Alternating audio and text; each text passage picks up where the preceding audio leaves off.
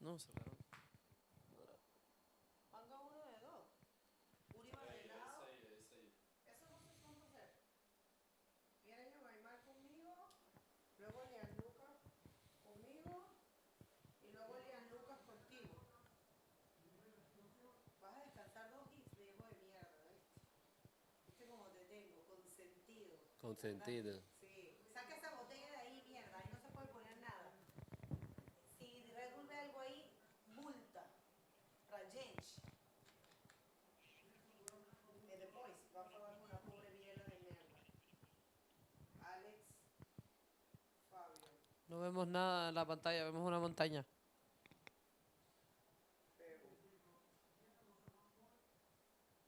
Ponme a mí con donde quieras.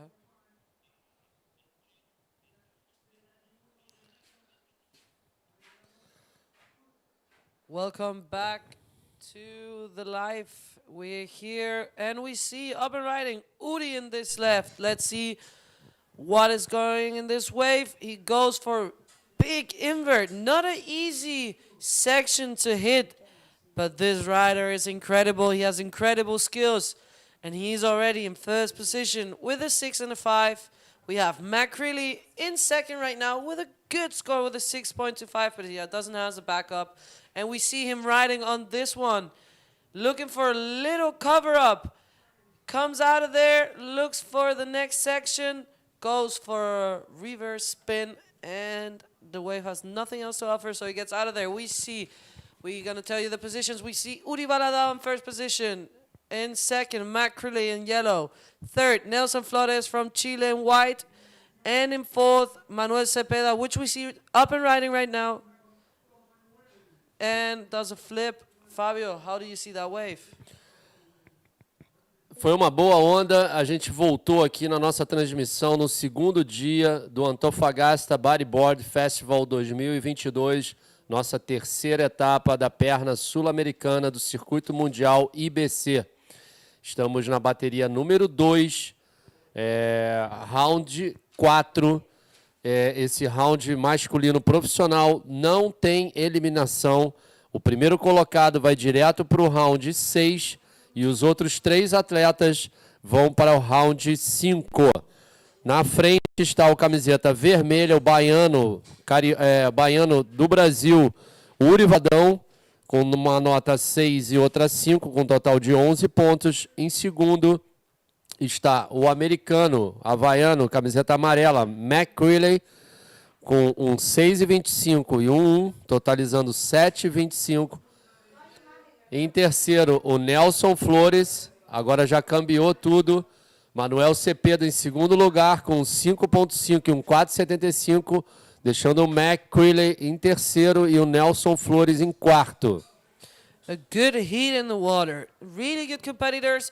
2 Chilean guys in blue, Manuel Cepeda, and in white, Nelson Flores. We also have from the United States, from Hawaii, Matt Creel in yellow, and in red from Brazil, Uri Baladao. We all know that rider, big name in this sport, incredible rider. Let's see how this heat will end up. Who's going to make that first position, skipping the round number 5 and going straight into round number 6.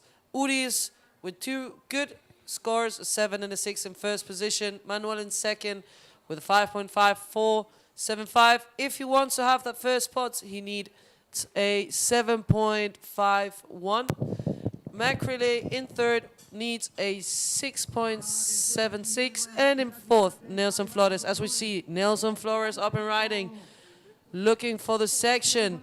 Gets the section, does a big roll, clean landing, and then he kicks out of there. He needs a 7.76. Let's see what the judges give him for this last wave.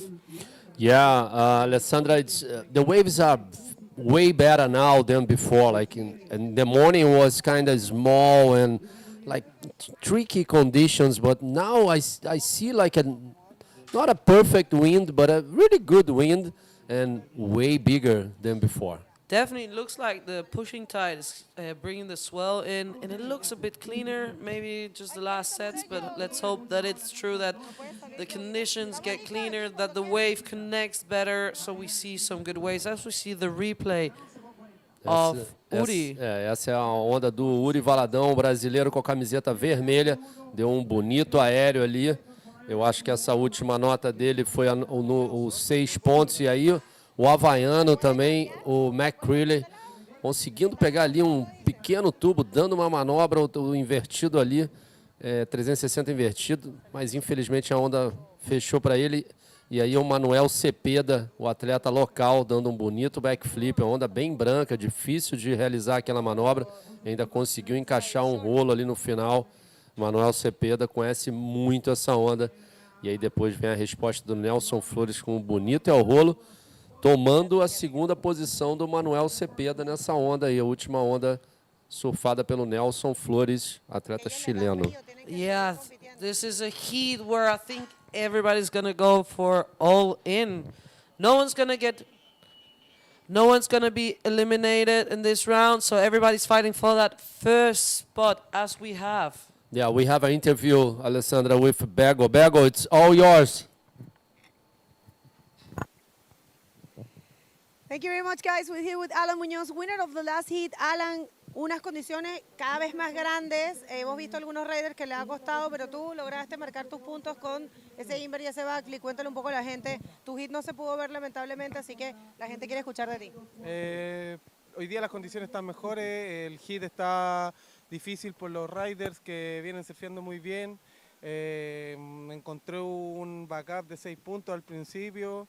Estoy un poco sordo también, no escuchaba ninguna puntuación y después logré asegurar un poco con un inver y eso me permitió estar un poco más tranquilo pensando en que estaba liderando la manga. Well, I asked him about his hit. We unfortunately couldn't stream it, so he said he managed to find a backflip and a good invert. He is actually a little bit deaf from one ear, so he was struggling to hear the instructions and everything that the beach announcer was saying, but he was happy to find the waves. ¿Qué tal se siente venir de competir 3 eventos prácticamente seguidos uno detrás de los otros? ¿Es un reto para un atleta o simplemente tú crees que es una muy buena opción tener los eventos tan seguidos?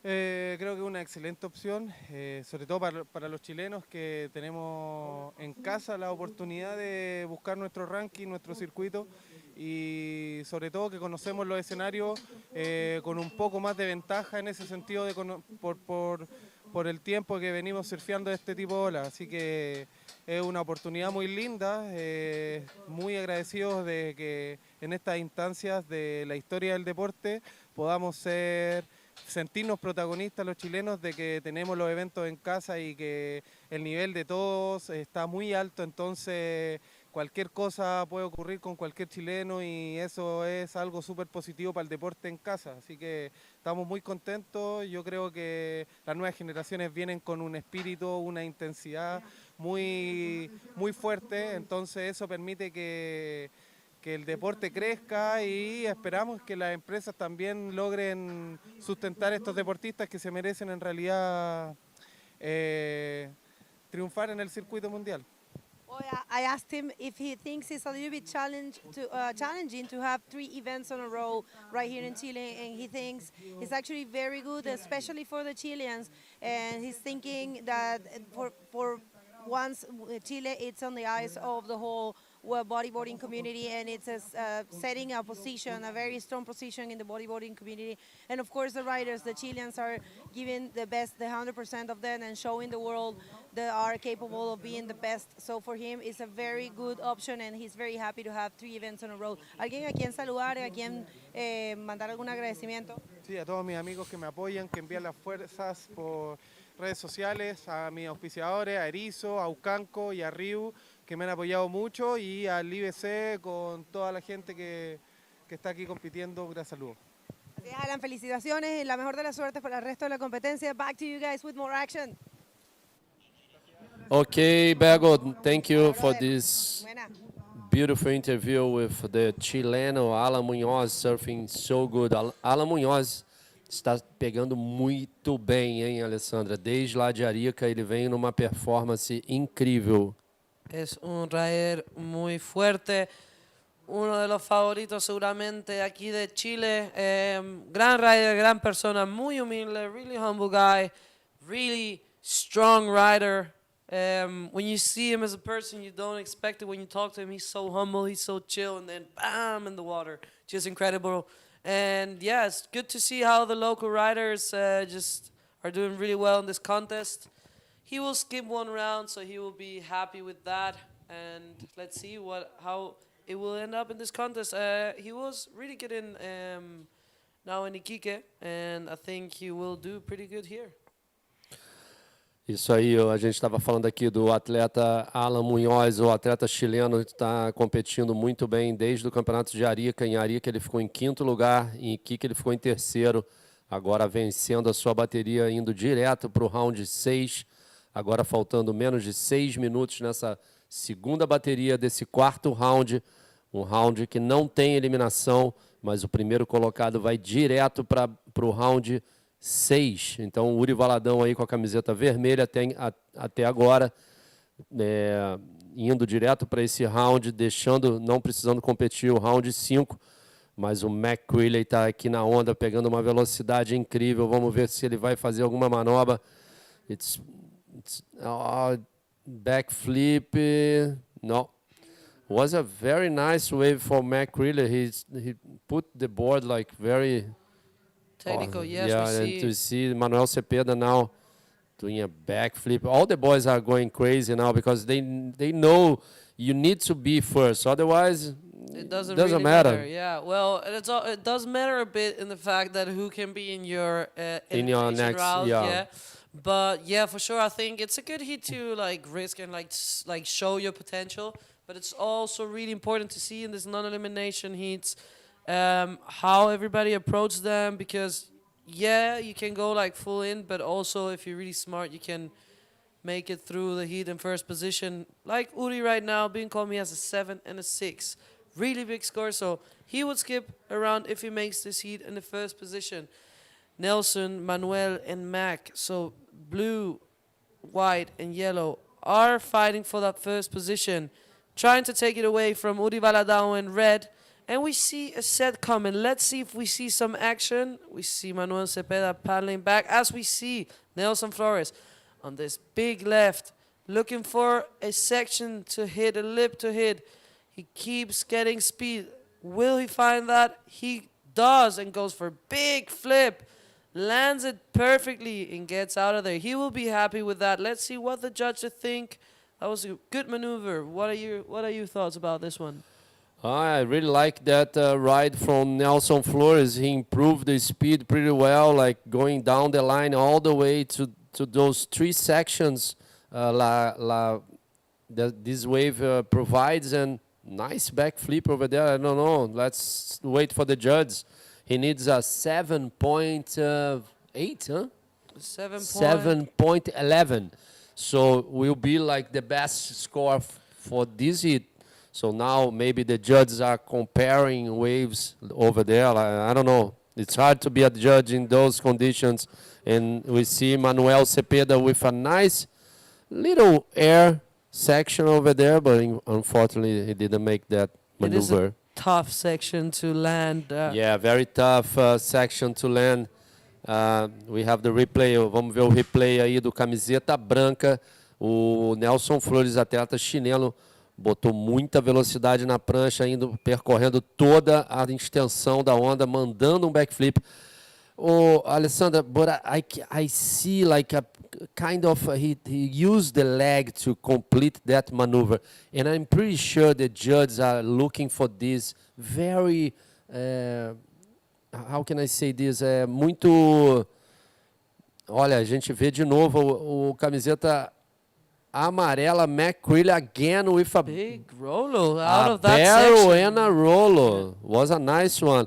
But I was saying, like, the judges are very critical, né, with the scores. Like, if you use your legs to complete a backflip, for sure your score is not going to be very good.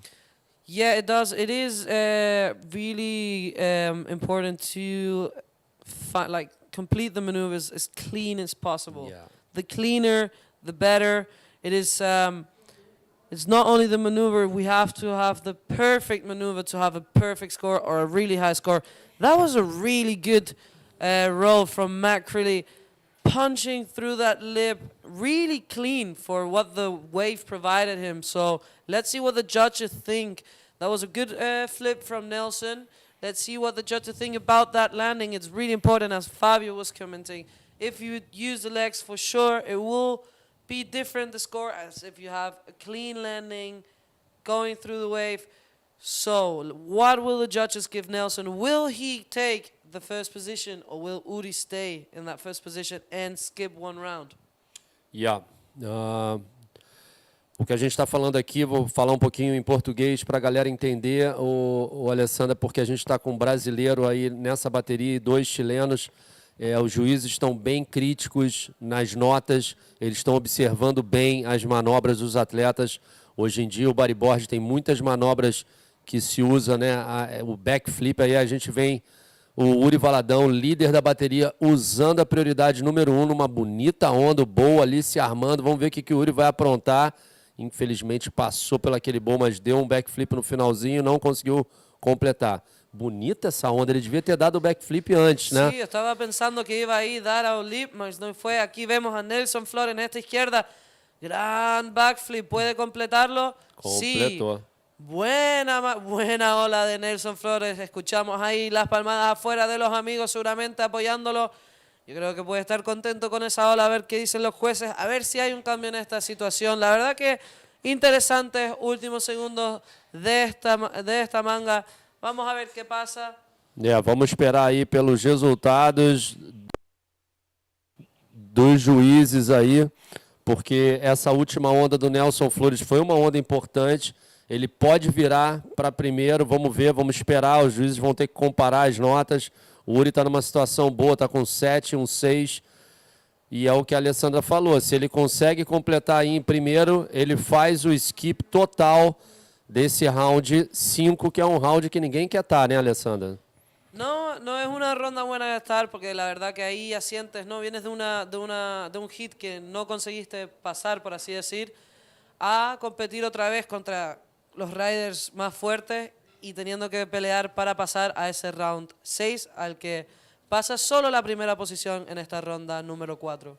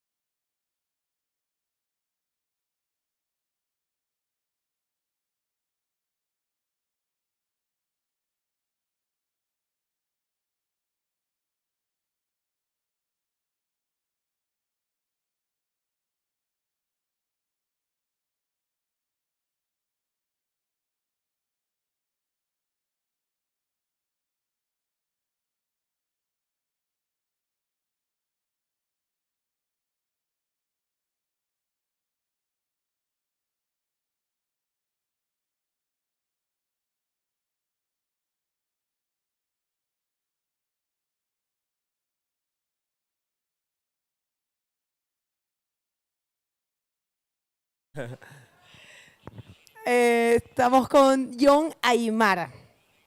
How are you, John? Yes, I'm good. I'm happy to be there. I'm happy to be with you.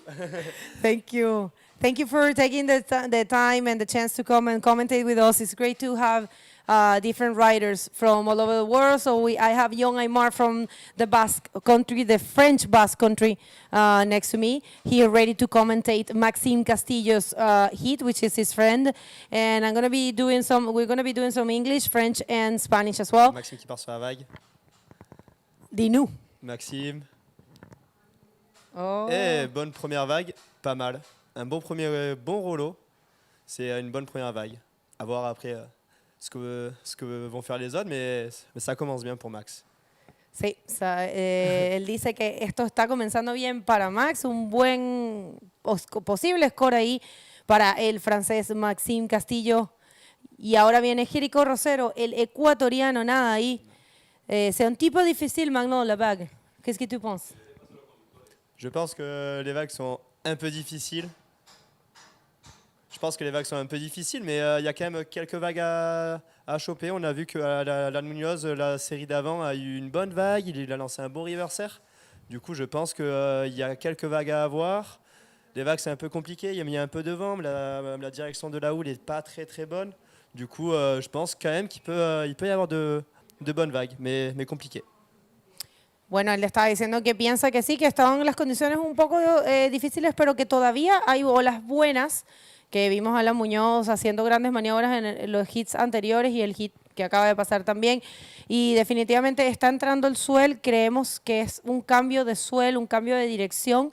Me lo explicaba Sacha Damianic, que estuvimos un poco hablando allá afuera, él es local de acá, y decía que la dirección de este swell tal vez no es la más correcta para la cúpula. También me decía que si la cúpula tiene muchos días buenos, fíjate que todo el mundo tiene como su cábala, si la cúpula tiene muchos días buenos, no es como que siempre va a haber un día después que va a venir medio movido y medio cambiado.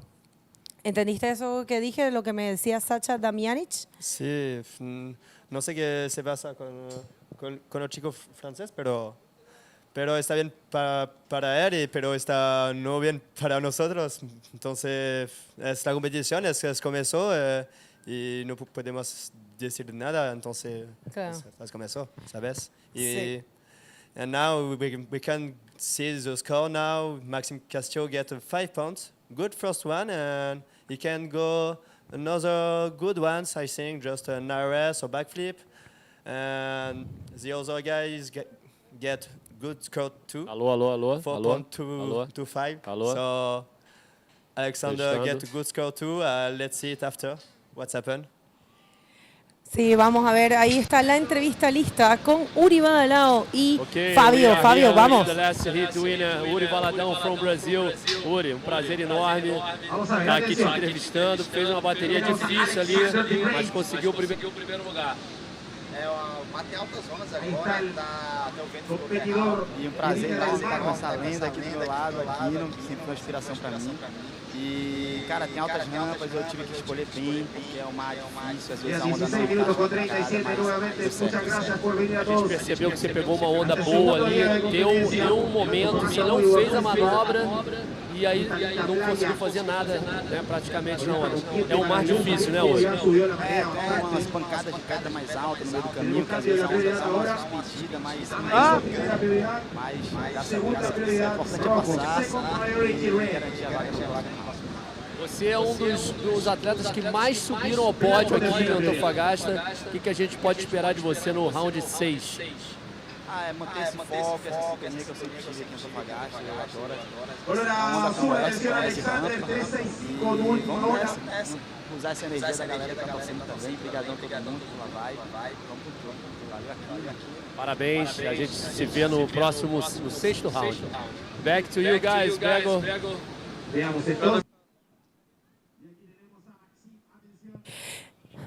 Thank you very much, guys. Gracias, Fabio. Il y a Maxime ici. Il y a Maxime qui vient. Maxime, qui tente un petit reversal et pas mal, un petit re-entry un petit reversal un peu sous la lèvre, mais pas mal. Il risque d'améliorer son score. Ça change un peu de faire des backflips, des rollos, c'est pas mal. À voir ce que les juges disent, mais ça me lance bien, ça me lance pas mal. Él dice que, bueno, ahí venía Maxime que hizo ese reverse que yo lo encontré súper lindo y él dice, no está nada mal, no está nada mal. Podría, no va a ser un 10, pero bueno, no está nada mal. Maxime Castillo que está buscando cambiar esa puntuación de 1, lo que nosotros llamamos el backup score o el score de respaldo. Así que después de ese reverse, vamos a ver qué nota le pueden poner los jueces. Recuerden que las olas están creciendo. El sol está entrando con una dirección que tal vez, decía Sacha Damianich, no es la más favorable para la cúpula. Sin embargo, el mismo John decía que hay buenas condiciones.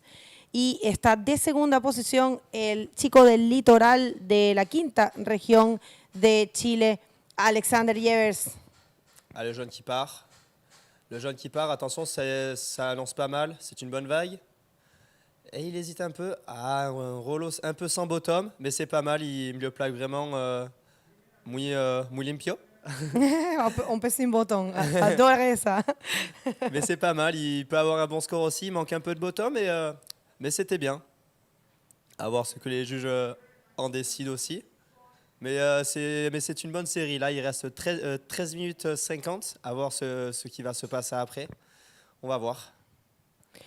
Así es, una buena serie hasta ahora. Estamos esperando los scores de la última ola de Maxime Castillo, que no ha caído todavía. Ustedes en casa recuerden que pueden bajarse la aplicación Stack Up. Tú puedes decir eso en francés, que pueden seguir todo esto por Stack Up. Ben non, mais allez voir tous les scores sur l'application Stacked App. Il y a tous les riders, suivez tous les riders français possibles. Non, mais il y a tous les détails du score, il y a tous les écrans de toutes les couleurs, excuse-moi. Mais allez voir, c'est beaucoup plus détaillé que sur le live. Et c'est mieux, quoi. Sí, una buena herramienta, a very good tool. Little update in English, we have Maxime Castillo with the first position. Think we are waiting for that score. He's holding a 5 and a 1 at the moment, but he's still in the first position. Alexander Jevers from the central coast of Chile, and he's on the second position in blue. Gabriel Braga from Brazil. Haven't been so lucky so far. He's in the fourth position looking for very small scores, 4.51 to advance to the second position. And the Ecuadorian, Jerico Rosero, only Ecuadorian competing in this division at least. And he's needing a bigger score, but there's still some time to go, 12 minutes and 21 seconds.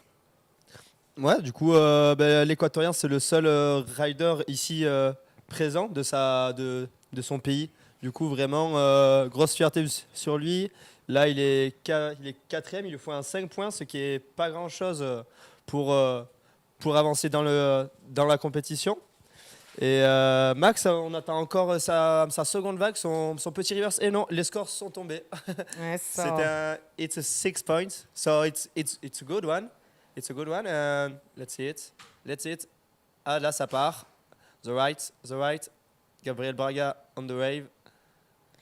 Mira, Gabriel, se ve buena la ola, se ve Ah, dommage, il rate un peu la section. Là, on peut voir vraiment que les conditions sont assez compliquées parce que la vague offre pas tellement... Oh! Max. That was a roll on Nares? Je pense que ça a été un rolo, otro. I don't see it. No sé si ahora vamos a ver si después de que termine Max su ola nos pueden ofrecer el replay. Pas mal du tout, Max. 3 maniobras, Sí, 3 maneuvers there for Maxime. And the scores have dropped, as Jon was saying. Maxime gets a 6 out of that reverse. And now he's in the first Et ça position. part derrière le jaune. Le jaune qui cherche la section. Buscando la sección. Y un backflip, muy bueno. Muy buena ejecución, bien Sí. diferente. Y muy limpio también. Parecía un rolo. ¿Un rolo? Parecía al comienzo un rolo y después le dio el backflip, como que la mitad del... No es directamente un backflip, pero parece un backflip también, sí. Muy bueno, me gustó mucho la técnica de Jerico. Vamos a ver, él está buscando un score no muy alto y es probable que obtenga la segunda posición. No creo que le alcance para la primera posición, pero Jericó Rosero, que ha venido corriendo muy bien en este campeonato, está en este momento buscando un 7.01. Bueno, no sé si llegue a ser un 7.01, no soy juez, pero por lo que he visto a lo largo del campeonato, como hay olas. Et Gabriel Blaga gone on the left. Là, il est en train d'attendre la section. Regardez, il va taper bon premier rollo, bon premier gros rollo. Est-ce qu'il va chercher une autre manœuvre? Non, mais c'est un bon rollo. On va attendre la décision des juges et on attend aussi. Ah, Max a eu son score 6,25 sur sa vague à 3 bons rollos, il me semble. Donc là, on va voir, c'est pas fini. On attend encore le score du backflip. Sí, estamos esperando el score de Jericó Rosero. Ahí cayó, fíjate, hubo cambio de situación, ahora él está segundo. Maxime Castillo, aquí viene el replay de esa ola, me parece. Ah, on n'a pas eu la manœuvre d'avant, mais... Il y a las dos últimas. Si, las dos últimas. Et un dernier bon rollo quand même sur la dernière section qui est assez dur à taper parce qu'il y a beaucoup de rochers. Et là, le jaune qui est parti, une vague un peu blanche, mais la manœuvre était bien exécutée. Il a plaqué sans accroc, pas mal du tout. Et Gabriel Braga aussi il y a eu 3 bons enchaînements de vagues avec Gabriel Braga, le jaune et le rouge. Du coup, c'est pas mal. Il y a une bonne série là. Sí, la verdad, un buen intercambio de olas. We had a very good exchange of waves there between Jericó, Maxime y Gabriel Braga. Un hit de verdad con bastante acción. Las olas, como podemos ver, ahí los riders nos están demostrando que hay olas buenas y que se puede marcar buenos scores. Ahí viene, de hecho, una serie súper buena. No hemos tenido tiempo ni siquiera de hacerle una pregunta a John Aymar. Ha estado el hit súper fuerte. Mira qué serie que incluso los agarra abajo, ni siquiera la pueden tomar. Non, donc là, en fait, on voit vraiment la difficulté du spot. En fait, c'est qu'il y a vraiment beaucoup de séries qui ferment sur la seconde section, ce qui n'offre pas beaucoup de vagues, en fait.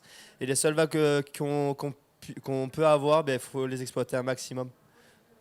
Así tengo a Alexandra ahí volviéndonos locos. Bueno, John, de hasta ahora, tu experiencia aquí, venir a 3 eventos seguidos en Chile, primera vez en Chile. I'm asking John about his experience of coming here 3 events in a row here in Chile. ¿Cómo te sientes? ¿Qué piensas de esa formación de 3 eventos seguidos? In French or in English? Or in English and then in French. Yes. Okay, so I'm really happy to get a good place in Arica, you know, 5th place in le bleu qui part, désolé. Vague pas très bonne, il se frustre un peu. Il faut prendre le temps de bien choisir les vagues. C'est ça la difficulté du spot en fait. Et so yes, I'm really happy to be there. With the French crew, you know, the first step was Arica, and that was so good. The good waves, good feeling with the wave. And now I'm so happy to be there, 5th place. And Ikike was not really good for me, but I pray for this event. Let's see what I do. You're local from Anglet, right? No. Yes. Right. Anglet. Yeah. The wave is, there's like a wedge in there, right? On Biarritz, I think. No, they are not. No, Anglet is like the long beach yes, break, right? Long beach with the rocks like this. It's beautiful, no? yeah. Yes, it's beautiful. It's my country. It's beautiful, normal. But then in Biarritz, I know there's a wedge. Yes, not really. They are wedge, yes, but not really good. And not like there, not like big barrel. You know. Okay. It's better here. But there's like a rock in the middle. I don't know the name of that yes, place. It's Miramar. I think so. There's like old buildings and like a new hotel on the side that Yes. it's really weird. It doesn't really match. It's my beach. Really? Oh, Yes. wow. That's a very cool beach. Yeah, I remember when Cecile took me there, and it's so beautiful. So it's, as you can see, great to have 3 events in a row. It's good to practice. You guys are trained, so some people might think it's maybe too much, but I think it's actually very good. Yes, it's really good. And three steps is there, you know. There are some waves there, you know. What more? What more, exactly. And after Brazil, so it's so good. Well, what a great opportunity there, and for the riders also planning their trips and traveling to South America, having the chance to do 4 events in a row. Remember, the South American leg has 3 events right here in Chile, and we're going to go to a only men event in Itacoachara, and after that we have an only women event in Guajine and Espíritu Santo. Le jeune qui part. On va voir ce que la vague peut lui offrir. Attention, la section se lève. Ah, il essaie de faire un barrel, il sort pas. La vague était un peu... Ah là, si, il sort, excuse-moi. Il la sort. C'est salé. Pero je pense pas que la note va rentrer dans ces 2 meilleures vagues. On va voir ce que ça va donner, mais je ne pense pas. On verra. Sí, estamos esperando entonces. Ahí entraba en el tubo, trataba Jericó Rosero entrar en ese tubo. Entró un poco difícil la salida, pero logra salir, así que vamos a ver qué piensan los jueces si es que hay algún cambio de situación. Jericó que está buscando un 7,01. Vamos a ver si esto parece. Donc là aussi, ce qu'on peut voir, c'est que la vague n'offre pas de gros barrels. Du coup, c'est vraiment pas une vague où on peut faire des gros tubes comme à Arica, comme à Iquique aussi. Ça offrait pas mal de bons barrels. Et là, vraiment, c'est plutôt une vague à backflip, à manœuvre. On peut essayer de faire genre des petits reverse, des petits spins et des gros rollos. Du coup, vraiment, c'est pas trop une vague à tube. Il faut vraiment que la vague soit vraiment bonne. Et là, sur cette vague, c'était un peu compliqué de prendre le tube et de prendre un bon score. Bueno, esa explicación fue muy buena. Explicaba acerca de la dificultad de salir ese tipo de tubos, ¿no? No es un tubo realmente como los que pudimos ver tal vez en Iquique o obviamente los de Arica que son perfectos, pero igual es un tubo, igual salió. ¿Sí? ¿Sabes? ¿Fue buena? Sí. En este momento Maxime Castillo en la primera posición. Maxime que ha venido de un excelente resultado, quedar tercero en Arica, una ola tan difícil. Sí. ¿O no? Sí, muy difícil. Sabes, la ambiente en el agua muy extraño. Muy tenso, ¿no? Sí, con los animales en el agua. También no sé el nombre, pero muy extraño, ¿sabes? No hay eso en Francia o en Portugal. El blanco va en la ola. Gabriel Braga. Sí. A ver. Ah, no. Está bien, porque no quedaba más sección en esa ola. Ah, Maxime qui part sur une grosse, attention, elle peut être pas mal. On va voir ce qu'elle offre. Oh, grosse section, allez. Gros rouleau là. Gros rouleau, pas mal. Gordo, ¿no? Gordo, sí. Y dice todo para mal él. No, nada mal. Y la Siempre. verdad que muy bien. Es como una muletilla francesa, siempre dice nada mal, pero muy bueno en realidad ese rolo grande, las olas creciendo aquí en la cúpula. Recuerden, este es el Antofagasta Bodyboard Festival. No. Nada ahí, esta es la 8ª edición de este evento que se hace desde el 2012. La bomba. Sí, 10 años haciéndolo. El triple. Donc là, on peut voir que Max a bien travaillé la vague, mais quand même, il a cherché un gros bottom pour faire un gros rollo un peu sous la lèvre. Mais bon, ça reste vraiment un très très bon rollo. On va voir s'il peut... Ah si, il a amélioré le score, non? Me semble. Sí. Mejoró el score entonces Maxime Castillo ahora en la primera posición, 6.75, la verdad que cada ola que agarra Maxime mejora el score. Sí, es una buena manga para él entonces. ¿Por qué piensas tú que Maxime mejora? O sea, él siempre ha sido buen rider, pero ahora realmente está como bien sólido. Yes, now Maxime is better than since 2 years. Yep. So, le jaune qui part. On n'a pas... la vague, il cherche la section, mais non. Peut-être en bas, et non. On sent la frustration de la vague qui est toujours vraiment dure à avoir. Vraiment muy complicado. Sí, complicado. Eso, me estabas contando. ¿Pourquoi tu penses que Maxi a amélioré? Meilleur? C'est meilleur maintenant. Oui.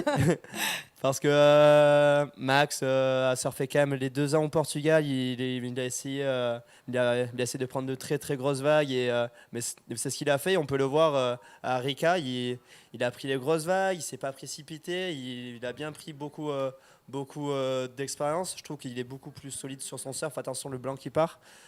The right going the wave.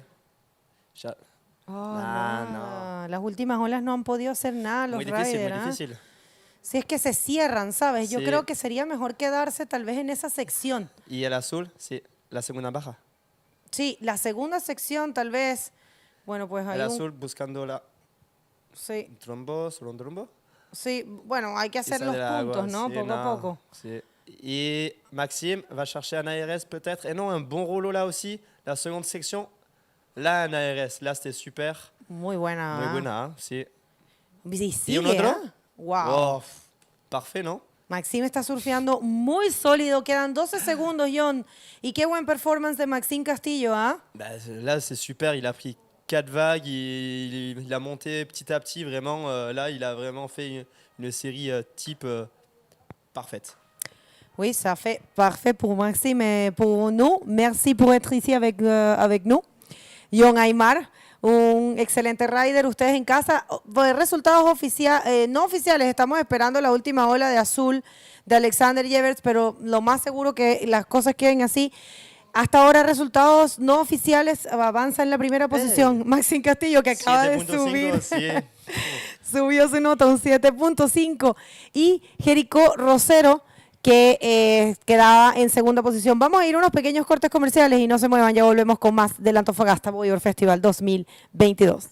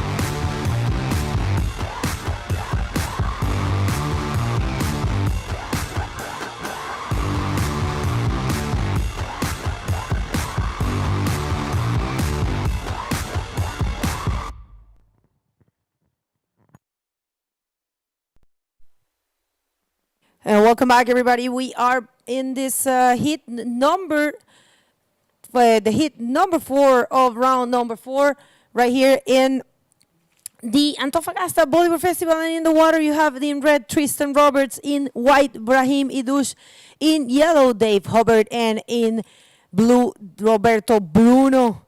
What a hit we're going to be watching. It's another stacked one, and here comes very fast Dave Hubbard, no stranger to big conditions. He's gonna pull his stall in there, looking for a section. Nice looking air reverse. I think after Alan Munoz air reverse, everyone is actually boosting huge maneuvers. So let's see what the judges think about that one. That was Dave Hubbard with an air. I mean, not such an air reverse, more like an air, like a reverse of the leap. Therefore, Dave Hubbard. And the heat already just started at the moment. And remember, it's 25-minute heats. And only your 2 best waves counts. And only 2 riders advance to the next round, which is the 5th round.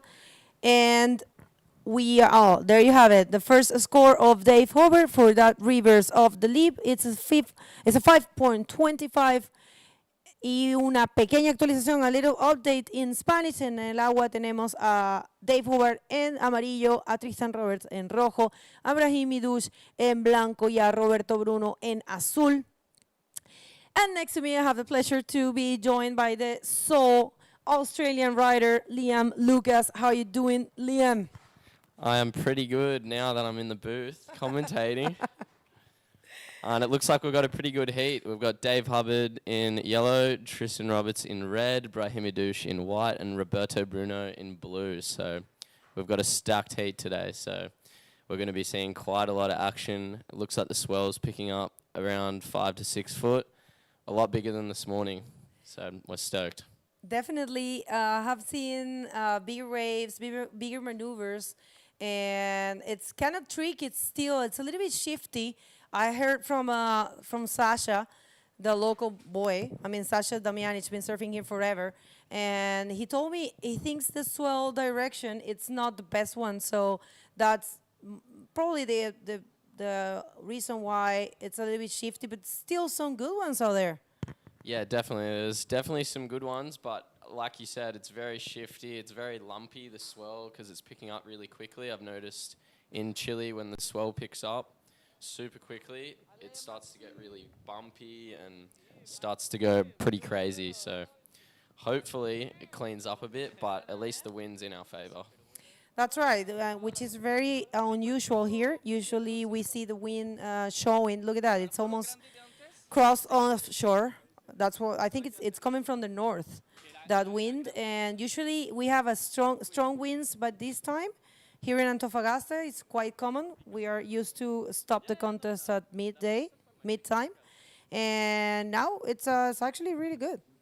Yeah, no, it's looking pretty good. We got a little bit of a lull in the action here. There's not too many waves coming in this heat so far. It's 5 minutes gone with only one wave ridden, with Dave Hubbard with a 5.25. Yeah, you were coming to the booth, and he actually performed a kind of, I mean, he was going for the air reverse, but it was more of the leap reverse, and it looked really very cool. I think everyone, after seeing Alan Munoz trying to go for that air reverse, everyone's like, okay, I'm going to do one as well. Yeah, definitely. You got to be going for air reverses to get some like really high scores. We saw this morning Dave Hubbard full rotation air reverse to a backflip, so it's a pretty psycho maneuver and good combination. I haven't seen that done at Antofagasta, I don't think, in any heat. No, definitely no. That was pretty cool to watch. It's always good to have new maneuvers. Remember, bodyboarding, it's all about that, and here's the replay. Take us through it. All right, we got Dave Hubbard with a nice little high line and gets around the section. Oh, I see what you mean now. Nice reverse off the lip. Yeah. So that was pretty controlled, but I mean, the wave was pretty shifty, but that was still pretty sick. Did pretty well for the section that was given to him. Definitely, yeah, he definitely seized the opportunity. So what's your input about being here in Chile, competing 3 events in a row? It's how do you feel about it? I mean, having 3 events in a row and actually 4. Because are you going to go to Brazil?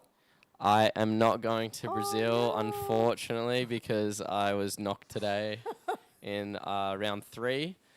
But, I mean, I've loved it over here. I just haven't really had much luck with my heats. I haven't even made the main event yet. So hopefully they come to Australia and we can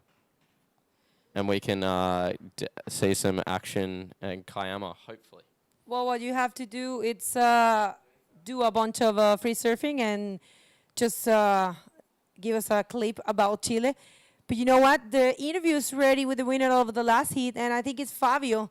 Fabio, take it away. Thank you, guys. And we're here with the winner of the last heat, Maxime Castillo. Pretty stoked with that one, right? Yeah, super happy. The wave are really hard, to be honest. There is a bit, it's a bit windy, and it's hard to find the good one and the ramp. But yeah, I got a few good ones, and I was directly the round 6. Yeah, skipping one round always good. How is it just being with all your friends, big this year, having some fun? Yeah, it's really good to have all the friend guys on tour, you know. Since I'm on tour, I'm actually along with Pierre and Amaury, and it's good to have the boys there, and we're having a good time, and yeah, super stoked to be there. Well, we wish you the best for the next rounds. Está muy contento de pasar esta ronda, claramente. También está muy contento ya que está con un grupo más grande de amigos suyos de Francia. Nosotros le deseamos toda la suerte. Muchas gracias. Guys, back to you. Ya terminamos la entrevista, Thank you very much, Alexandra. Great interview there, and congratulations to Maxime. Taking Maxime's just served so consistent in that previous heat. I really enjoyed his performance. Yeah, it's been pretty sick to see Maxime surf. Oh, we've got a rider up. Looks like Roberto Bruno. He's got a high line here. He's lifting the fins out to get a bit more speed. Goes up for an invert, straight into the flats. So I think that's going to be a pretty high score for the man in blue.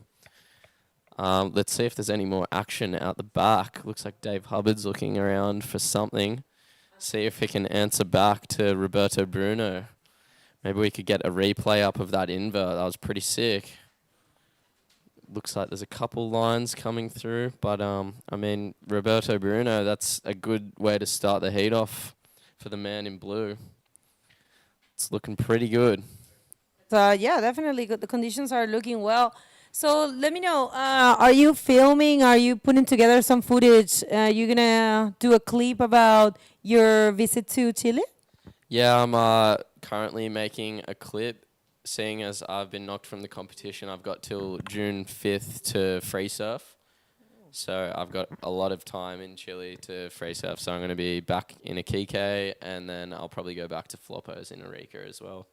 Yeah, that's a place to go if you want to show some crazy maneuvers and some deep barrels. Definitely will be in Arica. And what happened to your head?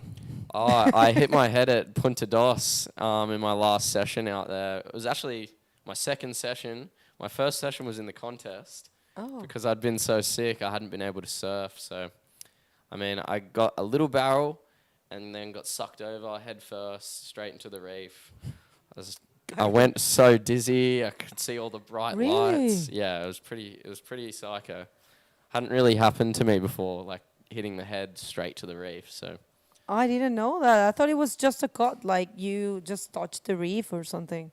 No, it was really hard. Like I went with the lip straight to the end rock, the white rock at the end. And yeah, it hurt On the third a lot. section? Yeah. Yeah, last that's section. classic. I've heard a lot of people hitting that end section, and I was like, oh yeah, whatever. Like, I think I'll be fine. And then what do you know? Hitting my head every single session out here, it seems to be. I just can't get my luck right in Chile. Well, if anyone's tuning in and want to hit a question for our guest, he's going to be here for for one more hit. Here comes Roberto Bruno. Oh, nothing there for Roberto. So if you want to throw a question for Liam Lucas, this is the moment. Si quieren preguntarle algo a Liam Lucas, el único australiano en competencia, manden sus saludos, pregunten, y aquí viene Dave Hubbard. Here we got Dave. Oh, big roll off the first section. Can he link it up for a combination? I'm feeling another roll. Yeah. Bang. I think that could be a pretty good score for Dave Hubb, seeing as he's already got a 5.25. We've got the score come back from Roberto Bruno, but we've got White, Brahimidouche. Unluckily, the wave didn't work out for him. We've got more action. We've got another rider up. We've got Tristan to start his account off for this heat. Yeah, he has been very calm and quiet. And here is, of course, specialty of the house, a backflip. He just throws those as if it was nothing. I know, it's like second nature. No rolls for Tristan, only flips. So he's a really good rider. I feel like he's on top of his game at the moment, winning a Kike and going really well in floppers as well. So it's pretty sick to see a whole bunch of riders, the top guys, just going crazy out there. Actually, I noticed that in Iquique, he flips that much that I think he actually forgot to do rolls, how to do rolls, because I saw a little bit of a different style there on his rolls to the right. But I think it's that. It's what you said. He went straight to the backflips, and he's been performing those for so long that he, I don't know, might just want to practice again the roll. Definitely. I mean, it feels like the backflip for Tristan is like the roll for everyone else in a contest. It's just like first nature for him to do a backflip. And I mean, they're sick, they're tight, they're looking really good. And I feel like, oh, here we go. Got the replay. We've got Dave Hubbard. This was his roll-to-roll. Look, really good rail transfer going up to the lip. Nice high line, another roll. Bang, nice. Straight out in the flats. I mean, that's what it takes. You have to build your score. You have to be marking the points. And this is the replay of first wave of Tristan Roberts, which he boosted that backflip. And, actually it was marked incompleted. Yeah. Look at that. It's a 1.75. Yeah, I think he got a little unstuck on the end. It's really tricky at Antofagasta because the end section goes really lumpy. So when you're riding across the swell, there's this weird hook in the reef at the end. So it's almost like you go back out to sea. So you have to get around it to hit the lip and also time it up with having no bump and a clean section to land on. So it's a really difficult wave, but I like it. I mean, I feel like it suits my surfing. I just got pretty unlucky not landing one of my backflips in the heat. Oh, I know, man. That was so great. If you would have landed that, I think you probably would have had a 10. That was really, really well projected. It was so hard to... Actually, you did land it, but there was like a bump in there that didn't allow you to flip it. Yeah, so when I landed, I was so stressed out. I'm like, I have to land this. I know I'm already just got a sick wave right behind me. And I don't know, I put too much pressure on myself, and when I turned around, my rail bogged. So my rail bogged, and once I turned around, I actually turned around without my board and started body surfing. So I completed the maneuver. I just needed my board under me. So, I mean, hopefully next contest, I'll be keen to do another IBC event this year. So I'm super stoked. But let's have a look at some of these scores. Roberto Bruno with a 7 in second place. He just needs a backup score. And Dave Hubbard in the lead with a 5.4 and a 5.25. Yeah, doing a great job there. Dave Hubbard, 8 times DK World Champ, showing the world that he can prawn as well, equally as good. And he's no stranger to this wave. He's been coming here for a while now. I think it's been coming here since 2015, and here comes use of a priority situation there. That's not going to be a good one for Brahim. Unfortunately, he hasn't been lucky so far. And look at that, more than half of the heat has gone. We only have 10 minutes on the clock, and I don't know what's going to happen with Tristan and Brahim. We know these guys are capable of throwing big scores at the very end of the heat, but so far it's Roberto Bruno and Dave Hubbard advance into the next round. Yeah, I mean, it's really hard this heat. There hasn't been too many options for guys to, get some big flips or anything. We've seen Tristan with that one flip, but he got unstuck, so it was pretty unlucky. But hopefully we get a flurry of sets. We've still got 9 minutes and 20 seconds to go, so we've got plenty of time. We've got Brahim moved up into third with 2 ones, so definitely some throwaway scores. Plenty of room to move for the men in white as well as Tristan. They need to start their account soon before time gets the better of them. Actually, I made a mistake myself. I'm sorry, guys. I just came back to the booth, and this is a non-elimination round. So the first one is going to advance straight to round number 6, and the rest will remain in round number 5, which is a sort of a repecharge. So it's always good to be in that. It's always good to skip a hit. I mean, a round, right? Yeah, definitely. You want to be skipping as many rounds as possible, because then there's less chance of you getting knocked out of the competition. More points and more money. Exactly. Who doesn't want more money and more points? I mean, I would love some. If anyone wants to give me some, I'll take it. What's your favorite wave back home? Back home, I would have to say Aussie Pipe. It's one of my favorite waves. It's easy. It's a perfect left. You can also go right as well, but the left is just all time. That's where I spend most of my time in Australia. I knew you were a left lover. Yeah, I mean, I like both, so that's why I don't really mind. But we've got a rider up here. Looks like Brahim. Hopefully he gets. Oh, it's Roberto. Yeah. In blue. I mean, that wave didn't really do too much for him. It looks like the conditions are getting a lot trickier as the day goes on. Yeah, it's the tide as well. We're facing the high tides, and here comes Tristan. Hasn't been really lucky so far. Let's see what he can do on that one. Nice looking roll. He actually made us shut up about speaking about his rolls. That was a pretty good roll for Tristan. Let's see what the judges think about that. And yeah, I mean, there's still time. 7 minutes and a half. It's plenty of time for some and little time for some others. Yeah, I mean, I have a feeling that there's going to be a whole lot of sets coming in. There hasn't been this long of a lull today at all. So in my heat, it went really slow at the end, but it was like lots of waves during the start. So I feel like towards the end of this heat, we could see quite a few waves coming in, and it could help Tristan and Brahim's situation to get it at 3rd and 4th place, even though it's non-elimination. We've got Dave Hubbard here. He's got a high line. He's getting a bit of speed. I feel like it could be a little air section coming if it works out, but he went for the barrel, and unfortunately the wave did not help Dave Hubbard out of that barrel. Well, Liam, I have to do this question to you because I always do it to all the Australians.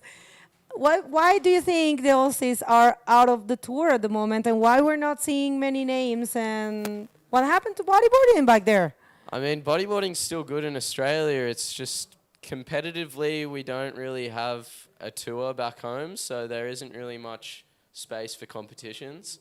So there's not really too many riders, you know, wanting to chase contests because we don't get to practice back home. I mean, there's a few contests, memorial contests, but it's not like a Aussie tour the way it used to be, like professionals rocking up to every event.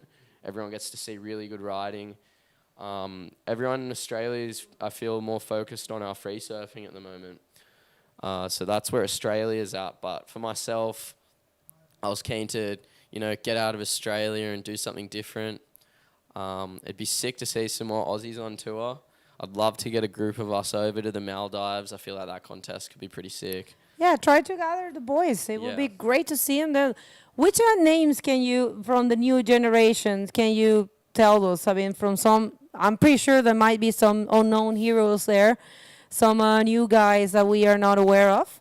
Yeah, there's definitely a couple guys. I feel like you guys might know their names. They're pretty famous online and social media. Shaden Schrader. Yeah. He's definitely one of the guys pushing surfing for young competitors. And we're going to have a quick break here. We've got Brahim Idouche on this nice looking left. Let's see if he can link up anything. Unfortunately, Brahim has had a very unlucky heat this heat.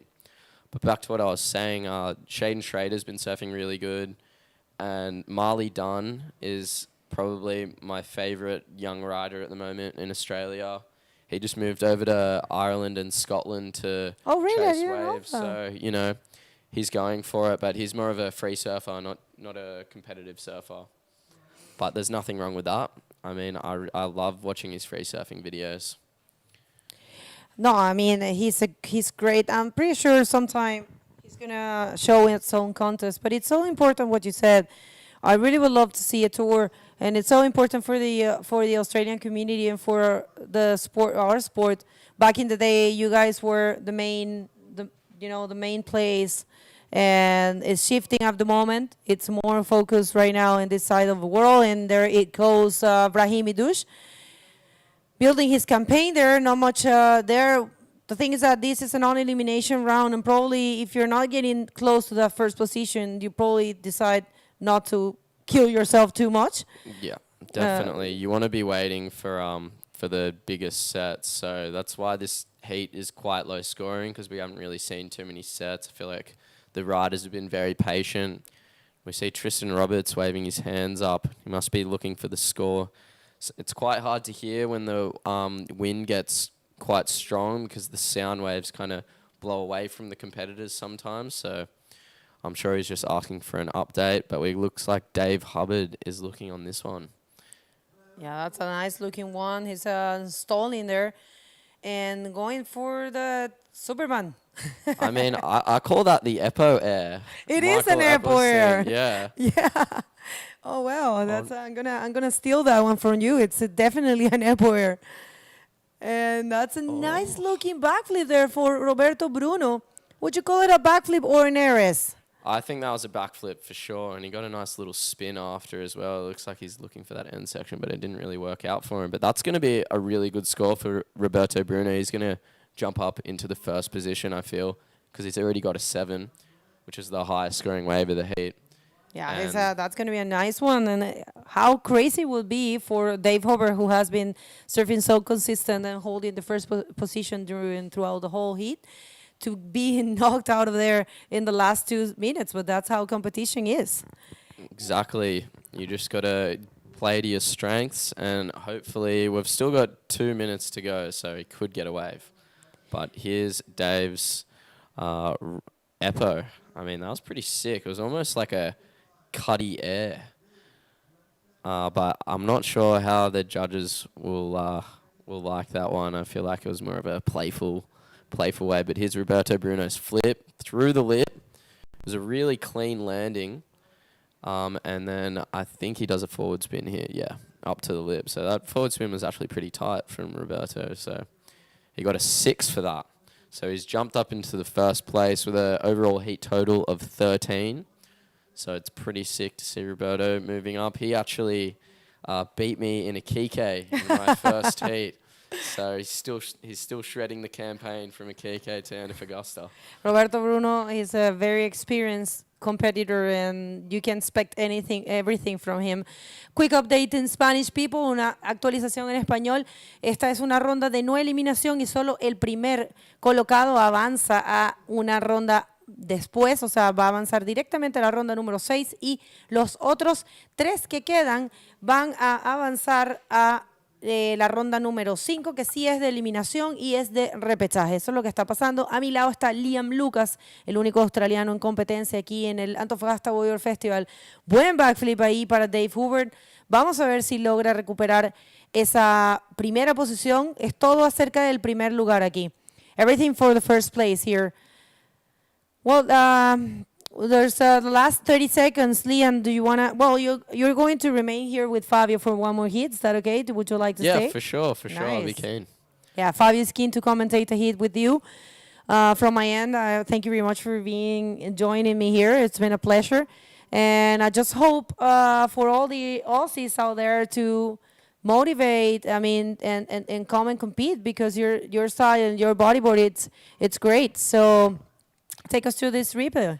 Oh, yeah, so we got Dave Hubbard, went up for a nice clean backflip. It was a smaller wave, so I'm not sure it will help his campaign, because Roberto Bruno had 2 pretty high scores of a 7 and a 6, but it was still super clean. It was pretty sick, and now you guys can see us here in the booth looking hot as ever. Well, talking about you, not me. Well, Liam, excellent to have you here. Una actualización para quienes están sintonizando. Liam Lucas de Australia, que nos estuvo acompañando. Vimos el hit número 4 de la ronda número 4, una ronda de no eliminación, en donde el primer colocado en la primera posición pasa directamente a la ronda 6 y los otros van a la ronda 5. Liam, you want to say something to your public, to your audience, which is watching at the moment? Yeah, thanks for tuning in, guys. If you guys watched my heat, I appreciate the support. Anyone who's watching in Australia, I thank you very much for the support. I know it's like 3 a.m., so you guys are doing me proud. Thanks. Okay, and for you back home, don't go anywhere. We're going to hit a quick commercial break and going to be back in no time. Oh, nice.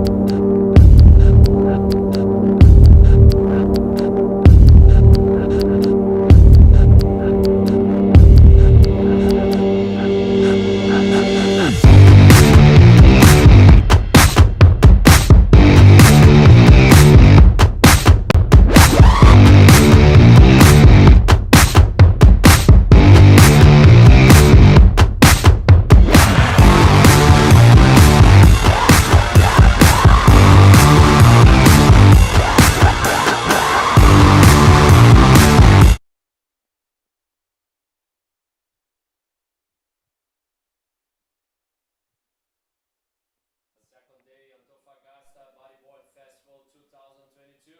I have a man from Australia, love Australia. Yeah, I love. It's an awesome place. One of the best places to bodyboard for sure. It's hard because you have to drive a lot, but some beautiful waves, man. Definitely. Around where I live in Sydney, it's not too much driving involved. So, I've got Cronulla right next to me, which is about 40 minutes. So that's like the closest place I travel to. And we've got Shark Island, Cape Solander, Suckrock, like really great waves for bodyboarding.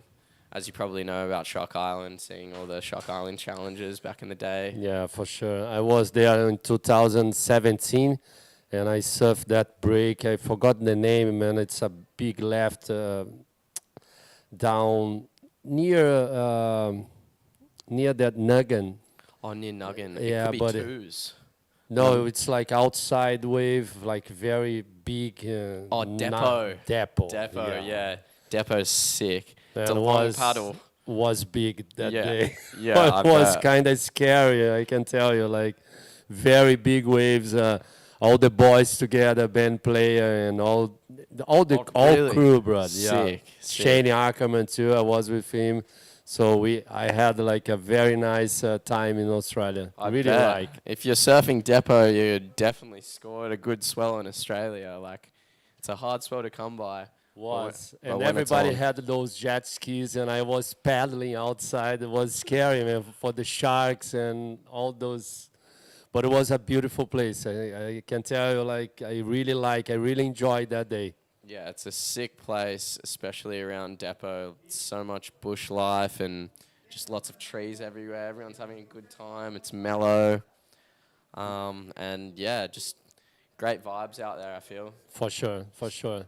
Like I think the people from Australia looks like Brazilians too. I don't know. I don't know if you went to Brazil, but for me, like the Aussie guys are very hard, like very friendly. Yeah. And when I was in the world tour, my best mates was from Australia. Dave Ballard, Sick. all those boys from the Cronulla, man. So let's go back to that action in the water. Temos aqui a bateria do Matias Dias com a camiseta branca, Pierre Louis Costes com a camiseta vermelha, camiseta amarela aí na onda, primeira onda da bateria do Moisés Silva. Esse garoto pega muita onda junto com o irmão dele, são dois irmãos aí, grande ao rolo. Conseguiu completar aí, terminando a bateria, camiseta azul, Sérgio Alonso. I will do some Portuguese here, like little Portuguese, so the guys from Spain and like the guys who speak Spanish can understand a little bit, but we're gonna throw a lot of English with you, man. Of course, I can only speak English, but I know hola, ¿cómo estás? And that's about it. Yeah, but I mean, this heat is stacked right now. I've got Matias Diaz, Pierre-Louis Costes, Moses Silva, and Sergio Alonso. And I've been staying with Matias Diaz my entire trip here in Chile, and we've got Pierre-Louis Costes on a nice-looking left. Let's see what this section can offer out for him. He's hit the brakes, kind of pocket surfing it, getting a bit more speed here. And a big backflip off the end section. That was super clean. That's going to be a really high score. Yeah, I think so too. We're not a judge here, but I don't want to be a judge too, man. In this level of competition, it's pretty hard to judge you guys. So I saw in your Instagram account, you just made a video in Australia.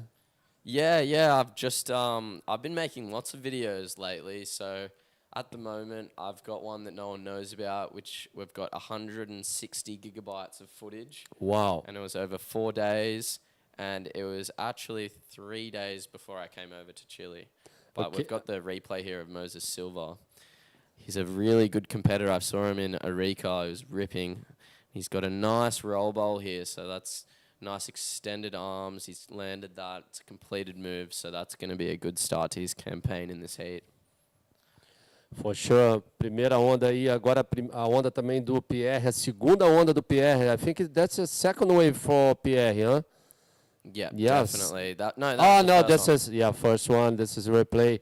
Primeira onda aí do Pierre Louis Costes, também muito boa. Os dois atletas pegaram duas ondas excelentes. Nessa bateria a gente está aí com 3 chilenos contra um francês. O Pierre, não, na verdade o Sérgio Alonso é da Venezuela, se eu não me engano. So we have an international hit. French, 2 Chilenos and 1 Venezuelan guy. Oh, cool. It's a nice stacked heat. And we've seen Pierre drop a 5.5 and an 8.25 for his first 2 waves.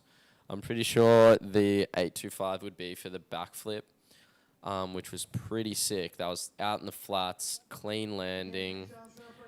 So it's looking like a really good heat for Pierre, but don't leave the other boys out of the cards. Matias Diaz only has one wave under his belt, and I know this man is keen to kill this heat.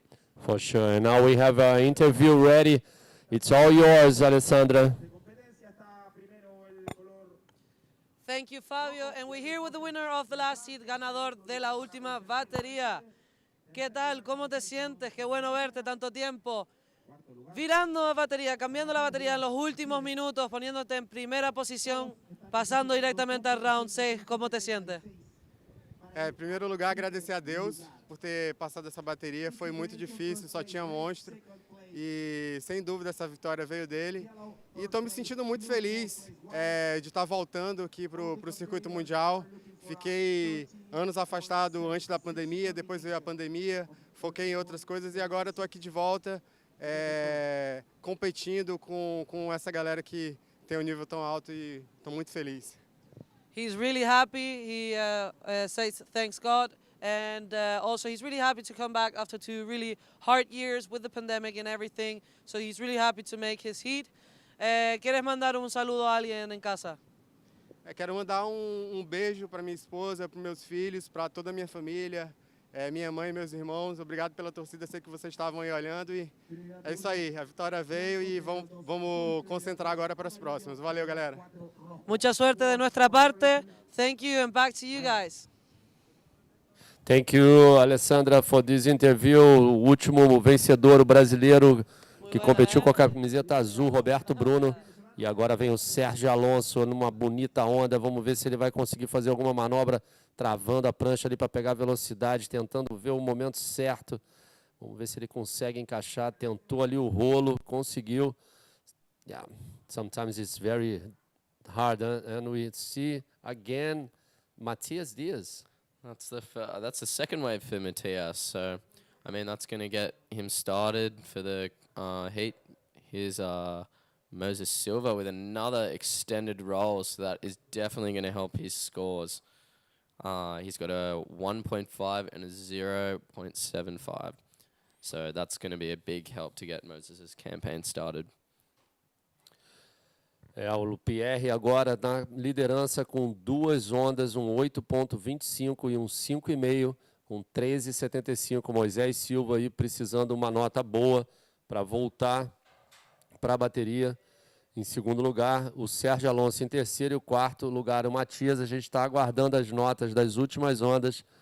Lembrando que esse round passa somente o primeiro lugar. O segundo, o terceiro e o quarto vão para o round 5. O que vence essa bateria, o que vence essas baterias nesse round vai direto para o round 6. It's so good to win this round. So you go straight to round 6. You don't need to compete on round 5. Man, it's good to see this round because the boys go like 100%. Like this wave for Sergio Alonso was very looking good, that wave, but unfortunately, like no chance to do a good maneuver. Yeah, I mean, look, when you're going across the wave and you've got so much lump going across, that's when you know that it's not really going to offer out too much, because you want the wave at the end, the reef kind of hooks out, and you want that big section to pop up. So I've only had 2 surfs out there, my heat yesterday and today, and it was quite easy for me to read what ones were actually going to offer out a big section and what ones were going to run across the reef, just because the way the reef faces, the direction of the swell, you want it to almost wrap out to sea with a lot of wall. So it's a pretty interesting wave. Like, I've never surfed a wave like this before. It's very patchy. It is. Looks like for me like a kind of Indonesia wave, but it's not. It's not like so perfect like Indonesia. And we see the replay from Moisés Silva, this kid, man. He surfs good, huh? He surfs very good in Arica. Definitely. I met Moses in 2018 at the Vienna Pro. It was for the Pro Junior World title. And I think Armid Tavares won that year. He beat me in the quarterfinals, so I got 5th. But Moses was ripping that contest. It was really cool to meet him. Although the language barrier is pretty fierce, I had a few friends to translate, so it was all good. So this is your first time in Chile? Yeah, first time. I've been loving it. I've gone through a lot. I got sick for 2 weeks. I got the flu really bad, so I wasn't able to surf. And I had a whole dilemma with the airport, and I got stuck in San Diego airport for 38 hours. I had 2 hours till I got deported to Australia to start off the trip. So it was pretty intense. There was a lot going wrong, but I'm stoked to be here. I'm lucky I'm in Chile. I'm not back in Australia. I saw in your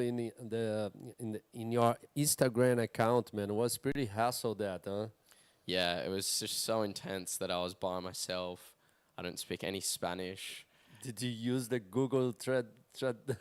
Yeah, I used the Google Translate every 5 minutes to reply because I couldn't reply. I could only say sí or no, and there's only that can only get you so far. Oh my God, man! It's always like this. Like when your trip start bad, man, for sure will be good trip. You know what I'm saying? Like it's hard sometimes to get into the place, but I'm pretty sure you enjoy Chile. Huh? There's a lot of waves to surf, a lot of boys to watch too. Like I think bodyboard in Chile, it's way bigger now than before. Oh man, like I couldn't believe how big the sport is here. Massive scaffoldings for contest. I mean, you got food venues around the contest, other activities, massages, physiotherapy. Man, in Australia, the contests we have, they're cool, but it's not like this. This is professional. This is looks like a professional sport. Back home's very like underground, you know, like it's sick. But I love the professional side of the sport over here in Chile. It's really cool to see. Yeah, that's why I think IBC is doing this tour. I'm pretty sure we're gonna touch Australia pretty soon, and we need new people like you, like the riders you was talking about. And now we see Pierre again. Pierre, a high line. He's going to be getting a lot of speed on this wave. And he's coming up to the section. It's gone really bumpy. He got a little barrel there. A little bit of buzzer time for PLC. But, I mean, the wave didn't offer out too much. Maybe Matias Diaz will get lucky on this wave and get a nice little section, roll to spin and a reverse. But, I mean, the wave didn't really offer too much for him, so I was pretty unlucky for both riders, but hopefully they can get out the back and find something with more opportunity. Yeah, Matias is working a lot in those contests. He's been riding and shooting, like doing photos, videos. And now we have Moisés Silva, very nice bow. Really, unfortunately, he didn't make that backflip. That was a pretty sick backflip, though. It's just the wave was really unlucky. We've got Sergio Alonso on this wave. Maybe this wave will offer a bit more for him. Boom, big roll out in the flats and a nice forward spin. So that's definitely going to help his situation. And he's going to the inside section for another roll. Yeah, that's definitely going to be better than his 1.5. So yeah, for sure. He'll be improved. This we can say 100% better than a 1.5 for sure. Yeah, I'm no judge, but yeah, I mean, I'm not stupid. Exactly, man. Yeah, Leon, it's so good to have you here in those contests, man. I'm missing all the Aussie mates, man. We should have more Aussies here. For sure, they're gonna surf really good. We see again, I think it's PLC. Pierre, huh? Yeah, PLC on this one with a high line, but he's going to have to duck out as a closeout. The conditions are getting quite tricky. It's getting very lumpy. I feel like the swells picked up so much from early this morning. Like, look at that. PLC getting absolutely smashed on that set. So hopefully he's all right.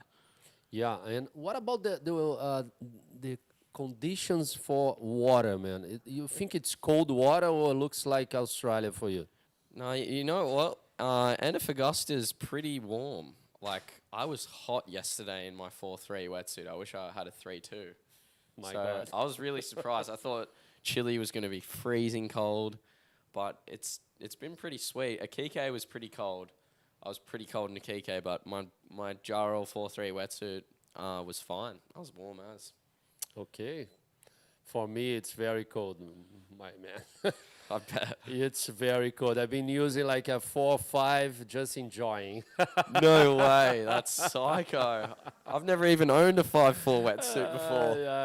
Yeah, I don't have a 4. I don't have a 4.3. That's why I've been using my 5.4. But I'm relaxing, you know. I'm not like you guys anymore. Like I'm just enjoying surf together with the boys, and the water is cold, I can tell you. Definitely. Looks like Australia, man. My last time in Australia, I went to South Australia to Adelaide and all those places. It would have been freezing cold. It's monumentals, those You went to South, or was like monuments and killers? Yeah. Wow, I haven't even been there, and I'm from Really? Australia, so Man, I've been there. you're a It's lucky man. fantastic place. We went to that, I forgot the name now, a little town.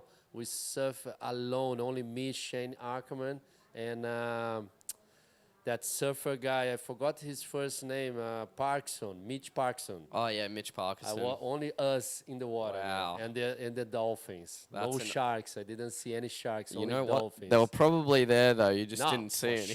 For sure they are there. But Yeah. I only saw the dolphins. Well, that's what we want to see. We don't want to see no sharks. Yeah. We've so got we Matthias have, Diaz. Matthias. He's going to high line on this. It's looking a bit lumpy, but it might offer out a little section on the inside for him. He's coming up, and he's had to duck out of there. So the conditions are quite tricky today at Antofagasta as the day goes on. But that doesn't mean that there's going to be some unbelievable scores going down. We've got Pierre with an 8.25 in first place and a 5.5. So those are some pretty good scores. Matthias Diaz, he needs a 7.5 from what I can see on the board here. We've got Pierre looking at this wave. We've got a high line. What's he going to do here, Fabio? Yeah, I don't know. I love his high line. Like I've been hearing you saying the high line, man.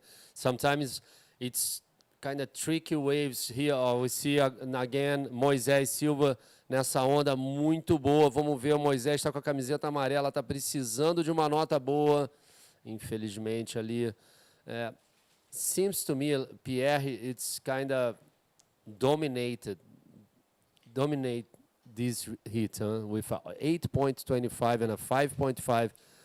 And we see now Matthias Diaz trying hard, but I don't know. The boys have 4 minutes, 50 seconds to go. Yeah, it's pretty difficult out there. I think Pierre's got lucky with his waves where the sections actually popped out instead of closing out.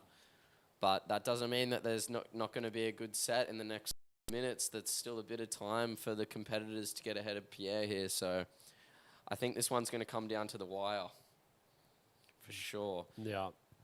Moses Silva's got a 5.5, so he just needs to get an 8.26 to beat Pierre. I mean, that would be the biggest wave of the heat, but I wouldn't leave them out of it. Matthias Diaz has a 6.25, so that's even closer to getting Pierre. Yeah. It's like everybody in the water can do this, but it's pretty hard because Pierre has a second priority and Sergio Alonso's first priority.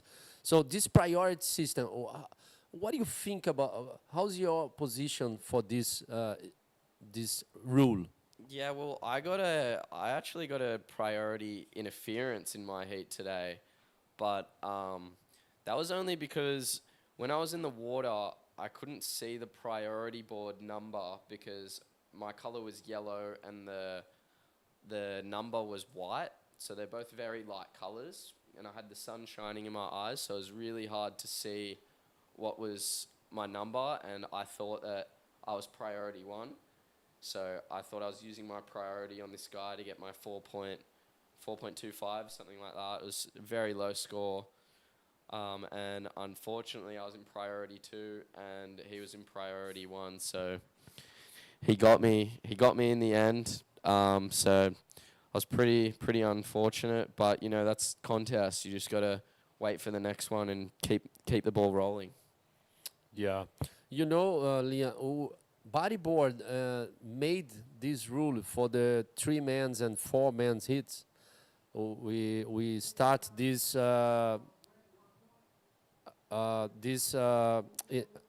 situation in Arica, first time. Was the first time we used this in bodyboard, and then they start to use in surf divisions too. I think it's good because you can surf the wave more, like you can show more your bodyboard skills than like trying to catch all the waves in the heat. I think it's more like organized. Yeah, I like.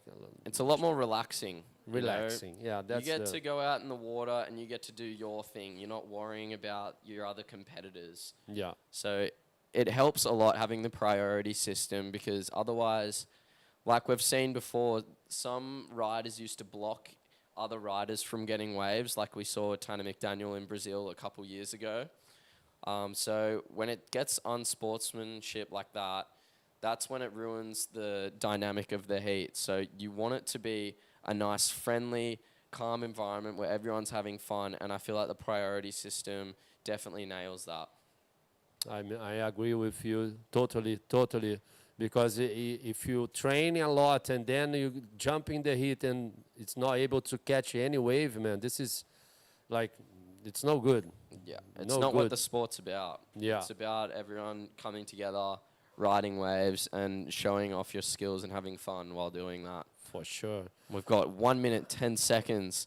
This could be the last go for Matias Diaz with a nice backflip, and he's turned his board around the other way.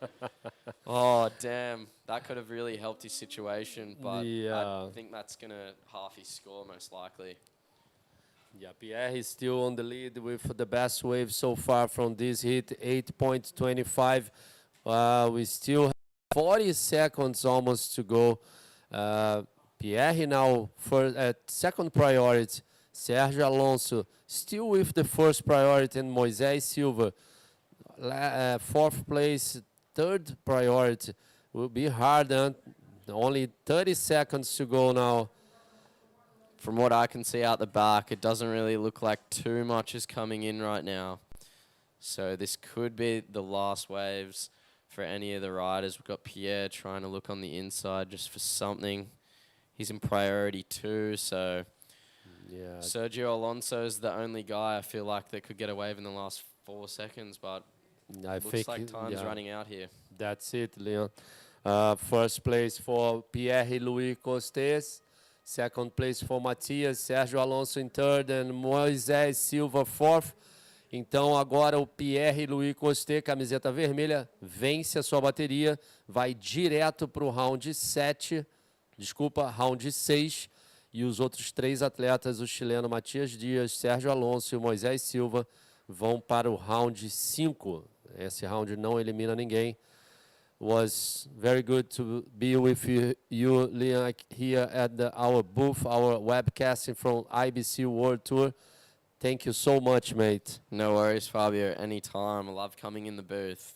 And just for everyone back watching, that was a non-elimination round, so you will still see all these riders in the next round. Thanks, guys. Perfect. Uns comerciais e we are back pretty soon. Don't go anywhere, boys. Stay with us.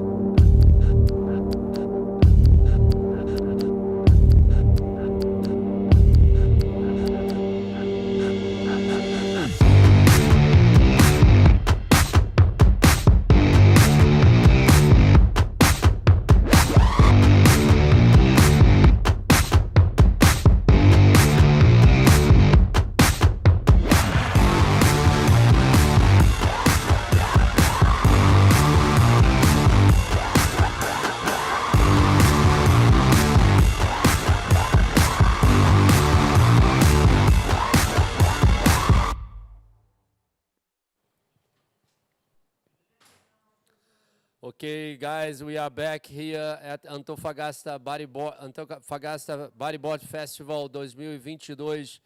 Agora estou aqui com meu amigo da Sul-Africano, South Africa, Robbie. Nice to be with you here, bro. Yeah, so nice to be in the booth with you, Fabio. It's my first time here, and I'm really stoked to commentate a fellow countryman's heat too, which is really cool. Waves are pumping. We got round one of the men's division with Yoramar, Duda Pedra, Ian Campbell, my fellow countryman, and Fabian Fazar. Yeah. Yeah. Yeah, we have Robbie, say again. You can say again this because your mic was off. So happy to be in the booth with you here. First time commentating on the live stream at the main event, which is really cool.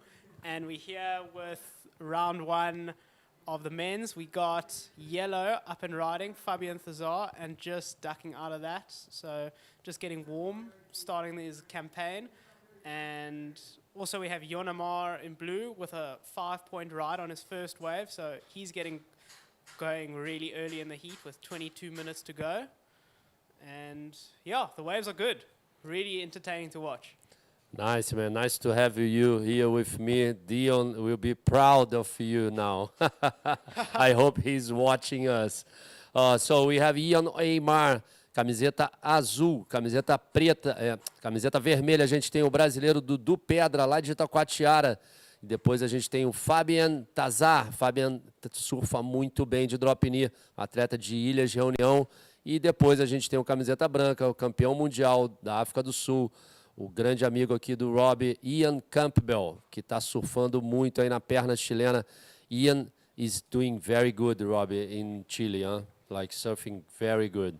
Yeah, Ian's been on an absolute tear. I mean, he's won the previous Eureka event a few years ago, and he's just getting started in his Chilean campaign. So he's super very comfortable in this comp. He's very good on left. He grew up surfing lefts back home, so I think he's the guy to beat out of this event. But as we see Yellow also just looking on that wave, pulling out. There's a lot of good opportunities out there, but at the same time, there's some you can get sold a lemon very easily because it's very tough to read out there with all the waves, a lot of water moving, but boy, you can get a big ramp. And we've seen in the past heat some crazy stuff come through. Yeah, it is. It's kind of it's not a very perfect wave. It is good wave, but it's kind of tricky. Like how you need to learn how to surf this wave because for me there is like 3 spots. Like when you take off, like the middle part of the wave, and then that last section that you can join a very nice maneuver. So sometimes it's hard to see what's the best wave so far.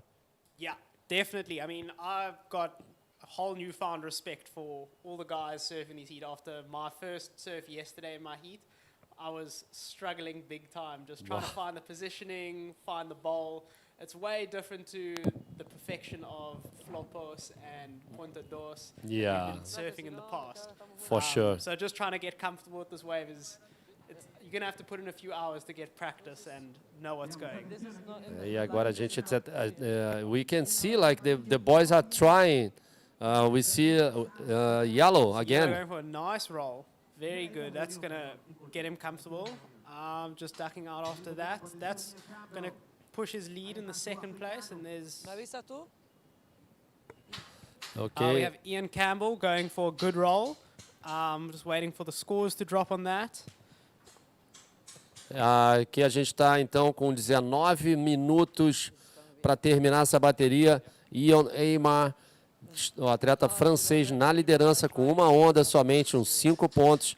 O Fabian Tazar já pegou 3 ondas, mas ainda não temos aí o resultado da última onda dele. A gente tem entrevista, we got interview ready. Robbie, I will call Alessandra. It's all yours. Thank you, guys, and we're here with the winner of the last heat, Pierre. How do you feel? How do you feel? Good waves out there. One good wave's pretty tough. The conditions have changed a lot in this day. How do you feel by skipping one round and making it into round 6? Yeah, it feels good. I mean, you know, it was a tough hit with Matthias, Moise, and Sergio.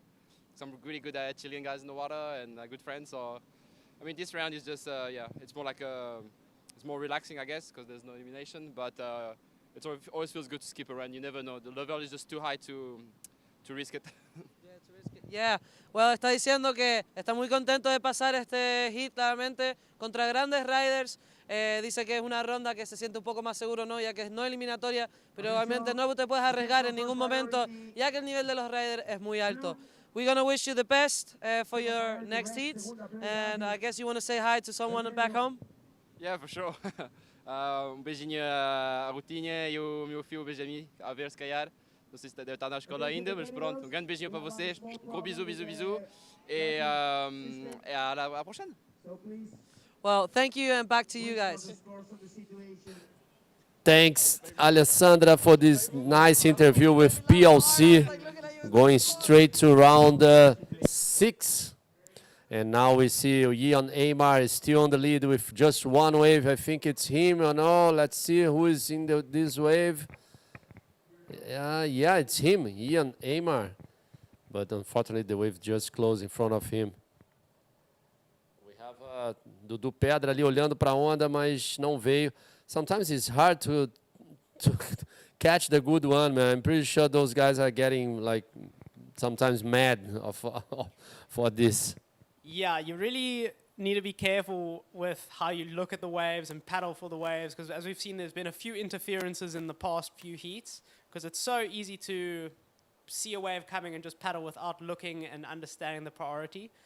And like we said, this wave's super difficult to surf, so you really got to read the wave and know exactly what it's going to do, or at least think what it could possibly be doing. We see Red is up again, looking for this one. Definitely could be improving on his scores. And he's just going to get out of there. But we do have a change in the leadership. Ian Campbell currently in first place with a 6.25 on his first wave. That's going to help his campaign. And then Yona Ma in second with a 5-point ride. Both these guys are still looking for backup scores, so this heat is definitely still wide open for anyone to take. Yeah, it's wide open. They have like 15 minutes still, more than 15 minutes now. And Ian Campbell start with a good roll, and if we can see the replay for this first ride from white Ian Campbell, should be good, because we only see the roll, huh? We didn't see the drop of the wave. Yeah, it was just the roll that we saw. But from what I can imagine, I'm sure he probably hit the first section of the wave, because that's really where judges are looking and rewarding the most, the highest scoring wides to. When guys take off far out the back on the start of the wave, and then they really hit that first big section of the bowl, because that's where all the points really are. And then if you can link it to a second bowl, then you really are in the money. Yeah, for sure. Robbie, what do you think about the water? Because I was asking Leon here before. He said to me, oh, no, the water is very hot. It's not hot for me, man. Oh, I mean, when you live in South Africa and the water's about 9 degrees and the air temperature's even just as cold, this is a blessing. Really? So I've been really warm lately. It's definitely the warmest of the 3 other stops I've had, or of the last 2 stops. But yeah, the water's very pleasant. If you're in a 4-3, I'm riding in a holy 4-3, so it almost feels like a 3-2. I think you'll be very comfortable out here. Okay, And cool. also your adrenaline's pumping, you're moving a lot, so I guess that also keeps your muscles warm. Yeah, for the contest, for sure, maybe a 3-2 is okay, but for the Yeah. free surf, man. Oh, you're 4-3, so Wow. definitely 4-3. Oh, I've been used at 5-4. I'm okay. I'm cool. I'm doing very cool. We've been doing like 100% relaxing, surfing, enjoying the waves in Chile, because this water, man, it's cold. It's very cold, in my opinion. But I was talking with Dion. Like Dion told me exactly the same. He was saying like very, very cold, man, in South Africa. So that's why here it's it's okay for us. So I've been watching you guys just enjoying this cold water. But tell me, your boards, you using the same boards you've been using in South Africa? Yeah, exact same boards I've been using in South Africa. The water temp, there's not that much of a difference between the temperature, so the boards still feel exactly the same. I'm riding standard, the Pride Tristan model with PP core, mesh, and single stringer. Okay, so you have a very stiff board. Yeah. You I like. I like it, but I find it gives me a little bit more drive off the bottom of the wave and helps me generate a bit more speed, Okay, which cool. in the end helps. And what size you use? I use a 41.5. That's good. So you're using Tristan Roberts' machine, Pride. Yeah. I like that board, man. Like the you've been used that white one or no? No, The so new one. he hasn't let me ride his Flamma Blanca, Ah, the white with the big how flames. come? or And the now you flames. see Ian Amar and second wave. Nice roller, Oh. nice through the lip roller. That's definitely going to push his position. He needed a 1.26, so that's definitely going to push him into first place. And switching to yellow now, he's looking for something, but he's just going to pull off. Have you been to Reunion Island before? No, No? never been to Reunion.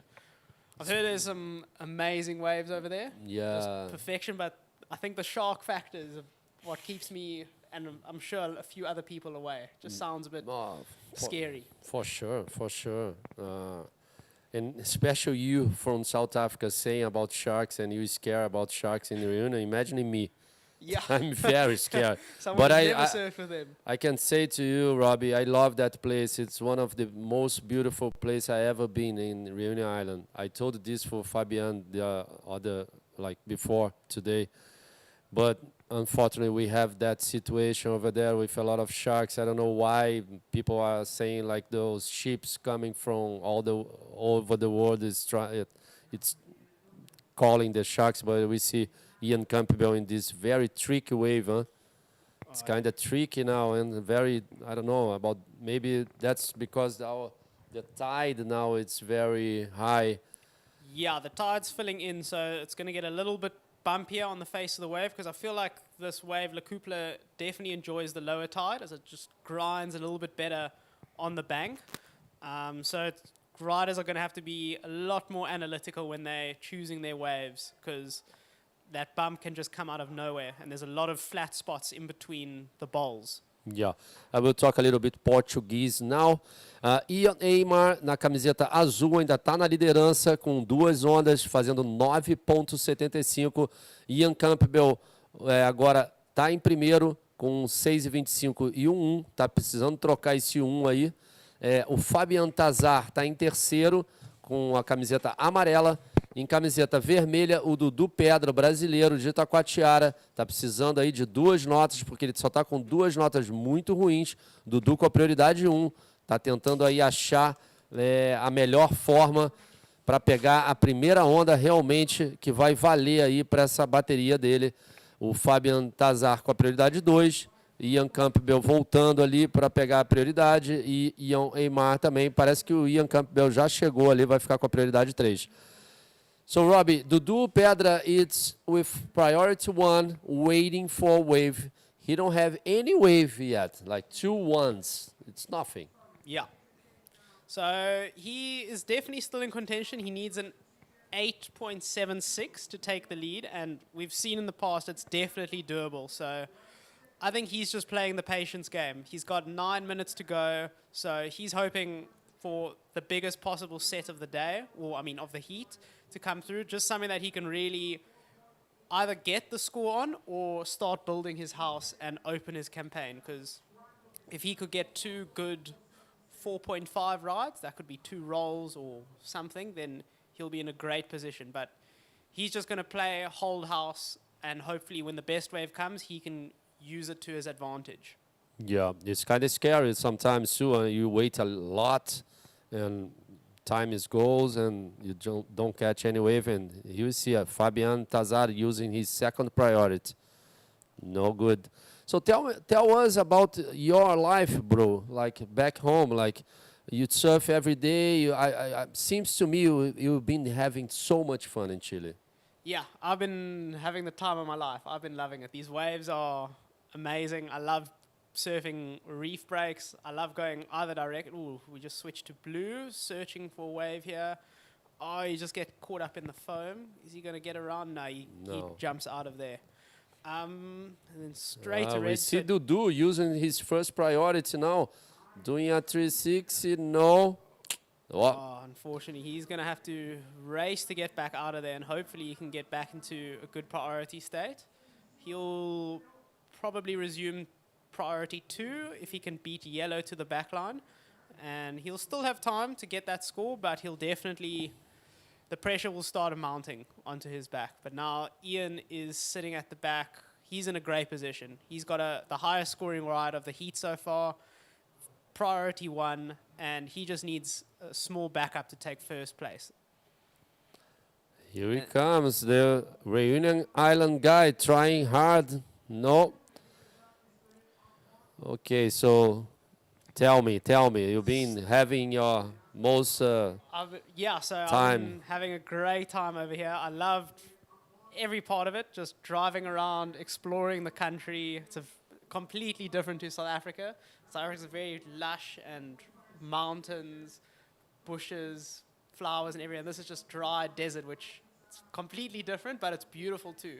Different kind of beauty, which I really appreciate. The waves are spectacular, and the cakes, it's definitely been my highlight. I'm obsessed with the tres leches. Tanner and I have been staying together, and us two just, I think I had one maybe every single day in Arica. It was our go-to, the best thing to do after the comp. Muito bom ouvir disso de garoto, Dudu Pedra aí nessa onda bonita. Vamos ver se ele consegue melhorar a situação dele na bateria. Infelizmente o mar está muito difícil. Agora a gente vê o campeão mundial sul-africano Ian Campbell fazendo bonito rolo ali por dentro da onda. Oh, was a nice roll from Ian Campbell, Robbie. Very nice, but unfortunately I think he didn't make that. Yeah, I think he just got a bit blasted by the foam there, unfortunately, so he's going to have to get back out there. But we see Jorn trying to improve on his backup. Nice roll, bit of a foamy section, and could be a good score, but it probably won't improve his current 2 rides, but we'll have to wait and see what the judges think of that. At the moment, Ian's definitely going to have to get out there and try build on his backup score, because that incomplete ride won't improve his current situation. Okay, guys, if you just turning in, we are here at the second day of Antofagasta Bodyboard Festival 2022, our third stop of our South America leg. After this, we're going to Itacoatiara for the men's division, and then we have only women competition at Espírito Santo, Wahine. It's a replay from Ian Aymar. He's trying to build his scores to get the lead from Ian Campbell, but unfortunately, Ian Campbell have 6.25 on that roller. Maybe he made it, that roller. Yeah, as the judges counted that as a land, giving him a 7-point ride for that, putting him in first place, which is great for him. We look to yellow, just ducks out of that one. So Ian's sitting very comfortably now in first place. That will be great for him, because if he can take this, he'll go straight into the skip the elimination round, and go into round, is it number 8, I think? Or 7? Number 6. Oh, sorry, number 6, round 6. Round number 6. And then all those other guys, like second place, third place, fourth place, go straight to round 5. This is no elimination round. I'm here with my good friend from South Africa, Robbie, enjoying Chile.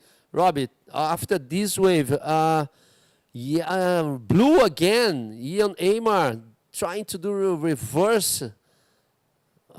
Unfortunately. But tell me, Robbie, what the boys can expect from South Africa, the contest in South Africa? The spots, like the wave. From the spots in South Africa, they can, depending on where they go, so if they were to come and visit me in Cape Town, they can expect very cold water. So bring a hoodie, bring your thick wetsuit, make sure there's no holes. They can expect some incredible beach breaks on offer. We've got a lot of wedges, a lot of right-hand wedges, not so many beachies. And it also depends on the time of year they come, because if they come in winter, they'll be great for our famous West Coast, where I'm sure a few have seen the likes of Ian and Tristan venture up there in winter, and they get perfect waves. You just camp out with your friends, and you're getting waves from sunrise to sunset. But you can also just expect a good time. It's a beautiful country, incredible food, great people, and cooking waves non-stop. Love this. I love this, your speak. I love to go, man. Never went to South Africa in my life. It's the one of the places that I need to go pretty soon. And we have a set, huh, Robbie? We have a set. Have a set is red, seems to be looking. It's Dudu Pedra. He is up and riding. It's Let's see what he's going to do. He's going to get a nice roll out of that. Infelizmente o Dudu ali não conseguiu completar a manobra. Dudu tá com a camiseta vermelha, o atleta brasileiro tendo que trocar essas duas notas dele, 1.4 e 1, faltando só 2 minutos e 10 segundos agora para terminar. Ian Campbell na liderança com a prioridade 1, Ian Aymar em segundo com a camiseta azul, precisando aí de uma nota para pegar essa liderança do Ian Campbell. O que interessa realmente é o primeiro lugar, que o atleta vai direto para o round 6. O Fabian Tazar, atleta de Ilhas de União, em terceiro, com 4.9 1.1. E Dudu em último, aí, o atleta de Taquatiara, precisando de 2 notas para tirar a liderança do Ian Campbell, faltando menos de 2 minutos. Robbie, very hard situation for those riders, Dudu and Fabian, but Ian Campbell almost straight to round 6. Yes, indeed. So this is quite it's a nice round 1, because it's non-elimination. You technically got nothing to lose. You're just getting your campaign started, getting comfortable with the wave. But a win in your first round will definitely be a big up, because it's a great confidence booster.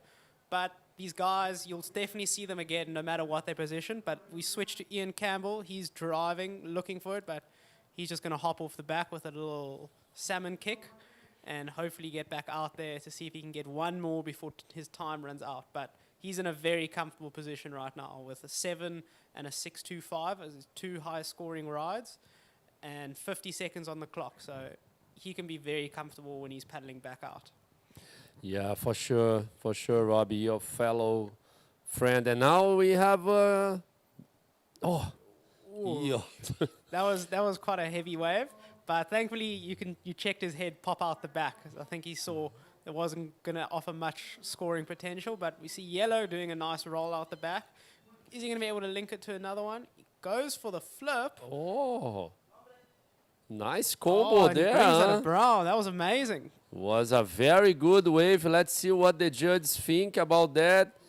Oh my God! No, I don't know. 10 seconds to go. There's 10 not much seconds. time left. He's needed an 8.36 to advance. Yeah, I don't know. We are not judges, but I don't think so. But let's see. Let's wait for the judge. Let's wait for the score. We have Ian Campbell, first position. Ian Aymar, second. Fabian Tizar, third, and Dudu Pedra, unfortunately, my friend from Brazil, 4th place. Your friend, first place. I will kill you, Robbie. I should commentate Ian more often. He seems to be a good luck charm for him. I know, man. It was very good to have you in the booth. Come back again anytime. You're more than welcome. Dio just told me this is his seat. I'm just keeping it warm for him. Don't worry. I'm not taking his job just yet. Thank you so much, Robbie. But thanks so much for having me. Thank you, It was bro. great, Thank you. Great to commentate. We have a few commercials, and we are going to be back pretty soon.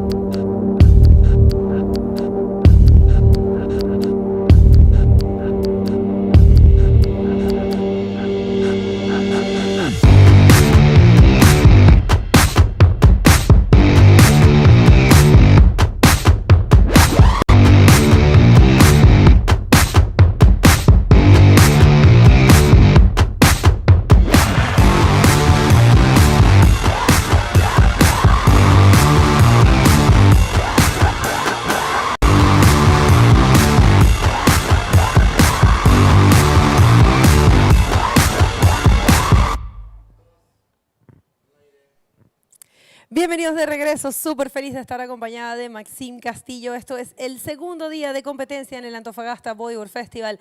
Maxim, ¿cómo estás? Muy bien, muy feliz de estar aquí y gracias por... Típico. Ah, no, ese es off. Ahí. Técnico. Disculpa! Here we are. Thank you for inviting me. Stoked to be there commenting with you. And yeah, happy to be there. We are very happy to see you here. What a great hit you had. Thank you. Amazing performance. Thank you so much. It was hard. The wave was really hard, but yeah, I managed to catch a few good ones and happy to make it to the round 6. Round 6 directly, and there's still few more hits in this round. This is the round number 4, and if you're just tuning in, this is hit number 7. And remember, this is a non-elimination round, which means only the first person is gonna advance. It's gonna skip one round. It's gonna skip the round number 5. The rest are gonna go to round number 5, and the first person is gonna go to round number 7. I mean, sorry, 6. Yeah, for sure. This first round is like a bit under like less pressure for everyone, I think, and it's just try to show the best skills you have to manage to get the first place and go straight to the round 6. Amory Laven going on the first wave of the hit, big bottom turn, gonna hit the lip, first section, big roto. I come to the second section, boom! Wow. Big second roll. For sure you're gonna land that. It's just so solid and so consistent to land the maneuvers. So in the water we have Socrates Santana from Brazil in white, already holding a 6 points. Michael Pascal from Arica, Iquique. He actually is from both places. He lives a little bit in both places. And we have Sammy Moretino in red, one of the favorites for this event, as he is the champion, the defending champion for the 2019 in both DROPKNEE and Prawn division. So this is the replay of last wave of Amorny Laverne. Great executed double roll there. Actually, the last one, I liked that very much. Yeah, that's a really, really good wave, I think. Sometimes it's even better to throw rolls really round one. You did an amazing one. Yeah, yeah. I mean, like, the wave are pretty hard to read, you know? You have, like, the judges want, like, speed and control. So when you are on the wave, you are like, okay, I need to go fast. And when you come to the section, it's, like, really hard to hit that. So sometimes it's better to make a clean, big roll than a backflip that you are not going to land, exactly. or yeah. Or sometimes like you can't really hit a backflip with the lip, like it's just struggling a little bit. So yeah, look, 7 points for Amory, first wave. Second wave, you got a 4-5. We didn't see it. Así es, Amaury Laverne ya en la primera posición, una actualización en español. Amaury Laverne ya con un score de 7. Bueno, Maxim Castillo a mi lado, súper contentos de tenerlo, un rider carismático, youtuber, blogger, instagramer, todo aquí lo que estamos. Muchas gracias, es un placer de estar aquí y comentar este batería contigo. ¿Cómo te gusta Antofagasta? Sí, muy bueno, me gusta mucho aquí, la verdad que yo me hice el podium en 2019, me hice un tercer puesto, así que increíble para mí voltar aquí en Antofagasta, es un lugar que me gusta mucho. Y tengo en mi corazón a Antofagasta por siempre, porque fue mi primer podium mundial. En el World Tour, así que fue increíble. Mira, que verdad que sí, es un buen detalle recordar ese momento. Tenemos todos muy buenos recuerdos acá. Y Sammy Moretino, que quedó campeón el año pasado, la versión pasada, que fue en el 2019, sí, en ambas categorías, en Prawn y en DROPKNEE. Si no me equivoco, creo que fue el único rider a ganar DROPKNEE y Open en un mismo evento, en un World Tour así, un Grand Slam. Sí, es verdad. Que yo recuerde, no. Sí. Y además era uno de los eventos más grandes, con lo más prize money, lo más puntos y todo, así que... Sí, verdad. Salió de aquí con una bolsa llena de no dinero. No quería lo decir en live, pero sí. Salió de aquí lleno de dinero. Y no paga una cerveza, además. No. No, soy de broma. Sí pagó, sí pagó. Me recuerdo hacer una buena fiesta ahí con todo el mundo. Well, if you're just sitting in the water, we have Amaury Laverne with a 7 and a 4.5 leading in this heat. And Socrates Santana only holding one score, looking for the backup score. the Chilean, Michael Pascal, and Sammy Moritino hasn't been lucky so far, but there's still a lot of time to go. It's an elimination round and 25-minute heats. The conditions are getting bigger and bigger every time. Yeah. I heard from a very good friend, a local Alvarete.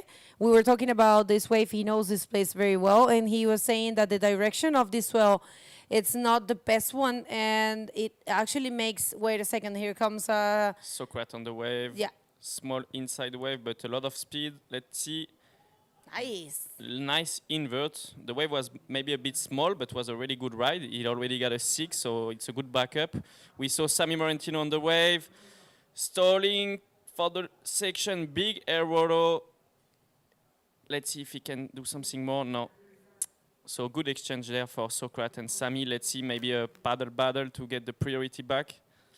And we saw Amaury and Michael Pascal waiting for the next wave. Look, the structure of the event is crazy. For me, is one of the best events, like in terms of organization. It's really, really big, and we have so much things, so much space for us rider. And There's a gym in that triangle.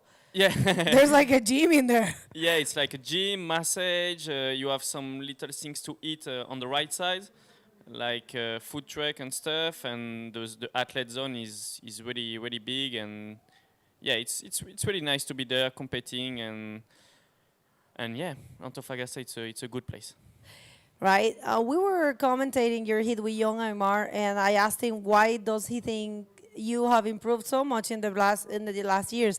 He said he thinks because you've been living in Portugal and you've been riding big waves and great waves. We all know Portugal is amazing. So do you think it's due to that? Yeah, for sure. I mean, during the 2 years of COVID was a tough time for us athletes. Not many competition, not able to travel a lot, and was a good time for me to be like focused on my surfing. Just cut that for the last wave of Socrates. We saw in replay that invert, really nice, like it, 5.25 for that one. So he got already 2 scores, and that's the replay of the wave of Sammy, the 5.25, exactly same scores. And yeah, just a word. But yeah, I try, to be focusing on my surfing, and Portugal like give me good opportunity to be training a lot in different kind of wave.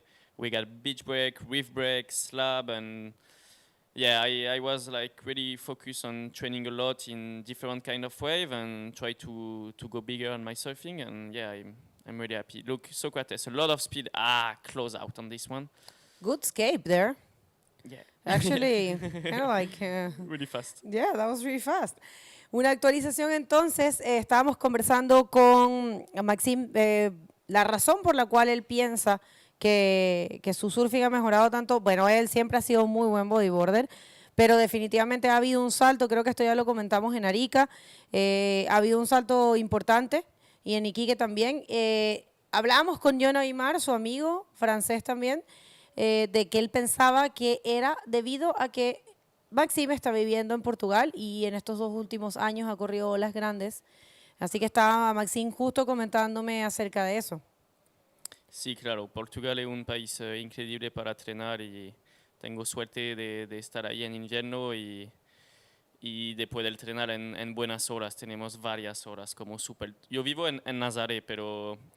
Mira, Sócrates en la hora, el blanco, no está buena. Claro. ¿Y ya has surfeado en Nazaret grande? Sí, un poco, sí. Me gusta también hacer de surf a veces. ¿De verdad? Sí. No muy grande, pero como 10 pies, 3, 4 metros. Sí, un poco. Pero está bien, es bueno para entrenar. Tengo mi amigo ahí, Fred, David y Justine Dupont. Justine, la surfista de olas grandes. Y así que vivo aquí en Nazaré, entonces a veces veo olas increíbles y soy como, tengo de ir. Y tengo la oportunidad con mis amigos de hacer un poco jet ski a veces y es bueno para entrenar también.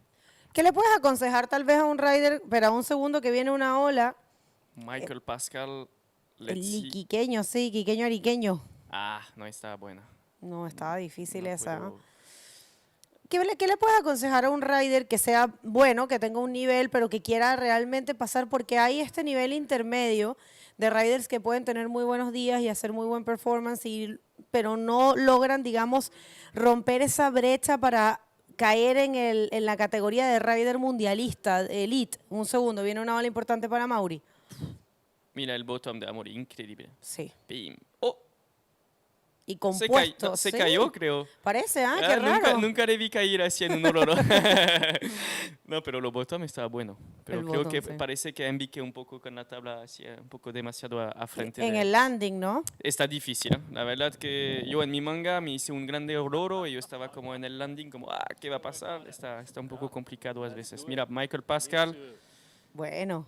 rolazo, a ver si consigue completar también, ¿no? Difícil completar estas maniobras así un poco atrasado en el lip y fue difícil. Pero sí, para los riders que quieren progresar, creo que no hay otra manera que entrenar y ir al mal lo más posible. Y cuando sabes que tienes, como dice, a veces hay personas que están mejor en izquierda, mejor en derecha, y tanto entrenar donde no están tan buenos, sabes que en los riff o en el slab, en olas grandes, hay un poco más dificultad, es entrenar un poco más este tipo de horas y eso es importante.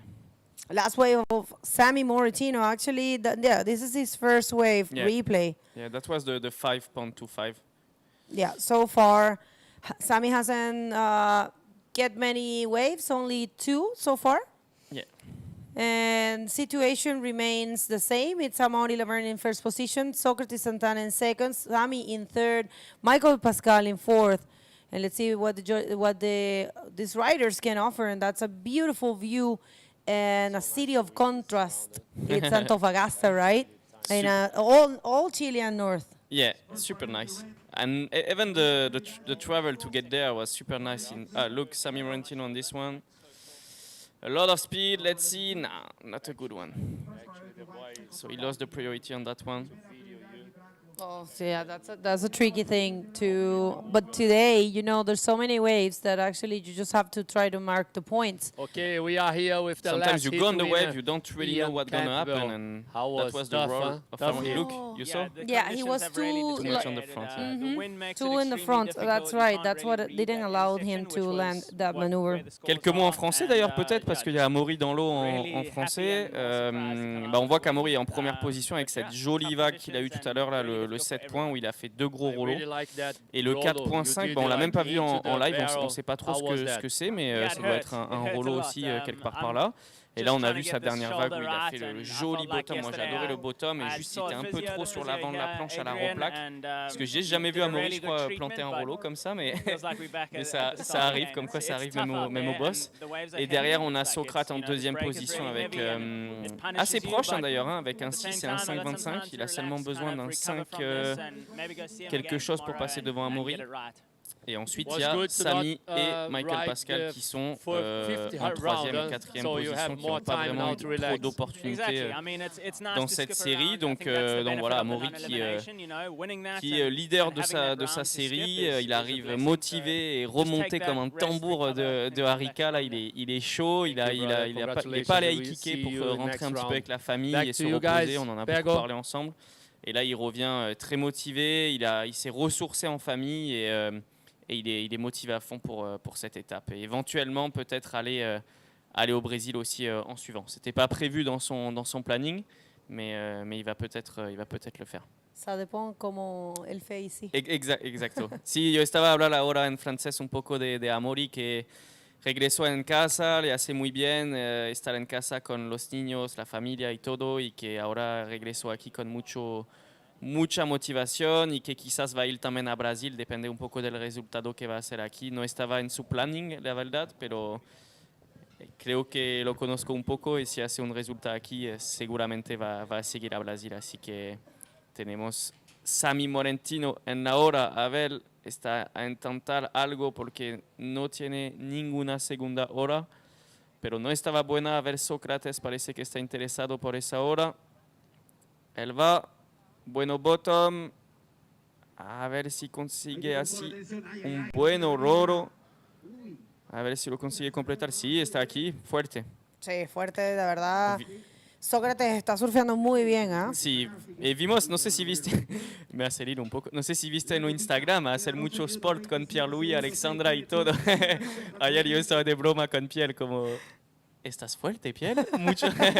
Que Pierre nunca entrenaba antes, ¿ah? Entrena un poco ahora porque tiene una lesión en el hombro, así que se entrena un poco en Portugal. Sí. Pero sí, no es una persona como Amaury, por ejemplo, que hace mucho deporte. ¿Y tú? Yo, la verdad, tampoco, no hace mucho. Yo hace, pero cuando no hay horas. La verdad que Amaury, por ejemplo, es muy fuerte porque consigue hacer los dos. Hacer entrenar y después surfar. Yo, la verdad que cuando hay muchas horas, mucho surfing, muchos días de surfing, no voy al gym después. Pero cuando no hay surfing, sí voy. Ah, pues Así perfecto. que- Creo que la mayoría de los riders son así. Atención, se viene una ola para Michael Pascal, el también conocido como Chucky, gran rider chileno de mucha trayectoria. Vamos a ver si puede concretar Ay, ay, ay. nada. Mira, Sócrates en su última ola, 6,5 puntos. Entonces pasó en primero. Y ahora Amaury que necesita ahora de un 5,51. ¿No? Sí. Sí. Oye, nos cuentan que está lista la entrevista con Fabio. Fabio, vámonos. Last heat winner, Ian Campbell, was tough, huh? Yeah, the conditions have really got bad. I mean, you know, it's really difficult out there. It's hard to read the wave, hard to read the sections, but just happy to win that one and go through the next round, or skip a round and go through. This is good, huh? To don't surf the 5th round, you go straight to the 6th. Yeah, I mean, it's you know, it makes up for the time that we spend down here. I think you know, that last roll, the bigger roll that I had, really hurt my shoulder again. So I was having really good treatments yesterday with Adrian, the physio that's here, and I felt really good coming into today. But I feel like I'm back at square one. So it'd be nice to just kind of rest and recover and take it easy and yeah, go from there. You want to say thanks for anyone or watching you back home? Yeah, I mean, you know, this has been a really long leg, and just thanks to my parents and my family and everyone else that's watching, and my girlfriend and her family. You know, they stay up late, they watch throughout the day, and I appreciate you guys, and I'm grateful to be able to do this as a profession and to be here. So, yeah, thanks to everyone, thanks to my sponsors. Without them, wouldn't be in this position. So, yeah, good times. Congratulations, boy. I see you in the next round. Back to you, Boyago. Merci beaucoup, muchas gracias. Il faut changer le switch. Muchas gracias, Fabio, por esa entrevista con Ian Campbell. Y sí, está Sócrates Santana. A pesar de vimos una ola de Sammy Morretino cuando estábamos en la entrevista. Sí. Mucha cosa se pasó ahora. No sé si viste también una ola de Amaury Raven, que se fue a Amaury, pero no consigue así hacer nada. Y después el Sammy, que se hace un buen horror. A ver cuánto los jueces van a dar. Y mira, ahora parece que se va otra vez el Amaury con un 360. A ver si consigue algo en la segunda sección abajo. ¡Bum! Bueno, golo. Amaury, mira, se agarró como gato ahí. Yo pensé que tampoco no le iba a caer, pero lo cayó bien ahí Amaury. Vamos a ver Sí. si consigue de vuelta la primera posición. Amaury que está buscando un 5.51, no es nada. Sí. La verdad que seguramente va a mejorar su 4,5. A ver si consigue hacer mejor que un 5,51. Yo pienso, pero no soy jueces. El 360 así bonito con un buen golo. Y falta también la última hora de Sammy. Miramos un grande golo, pero no cae todavía la nota. A ver lo que se va a pasar. 4,5 minutos en esta manga. Mira, Sócrates, eso fue su última ola, un buen golo. Quizás un poquito más grande la hora que la hora de Amaury, pero a ver, esa fue la hora de Sammy, mira. Boom, grande golo en una sección pesada. A ver, vamos a ver la repetición también de la hora de Amaury. Después creo, mira, esa fue de Amaury. Faltó el 360 de inicio, él hace un 360 y después, boom, este golo. ¡Wow! Rolazo. ¿Ah? Sí, a ver lo que van a dar los jueces para la ola de Amaury y de Sammy. La ola de Sócrates ya está en el... Es el 6,5, creo. Okay, we're waiting for important scores there to drop for Amaury Laverne and also Sammy Morretino. Yeah. Couple rolls well executed for both of them. Let's see what the judges offer to these riders. The hit was pretty slow in the beginning. We saw Sammy like this is like the second best wave of him. and not too much opportunity, to be honest, in this heat, but this is what we got, and we need to work with that. Look, Amaury Laverne, last score 6.25, so he take the lead again, and Sami Morentino last wave 5.5. So yeah. And you know what? We have Fabio's son birthday, and he's watching at the moment. So, parabéns, Pedro Aquino. Oh, Obrigado. muito parabéns. Obrigados pela assistência. Parabéns. And here comes Sami Morentino. Nothing there for Sami. He's you can see this frustration. It's normal to be feeling like that, but it's okay. He's not going to be eliminated. Remember, this is a non-elimination round. Very comfortable to have this this setup. It's always nice to have that non-elimination round, but it's always a challenge too, you know, because the next one can be like everything can happen in competition, you know. So it's always good to skip that second round. And we saw Amaury Laverne, a lot of speed on this one, but impossible to hit the lip.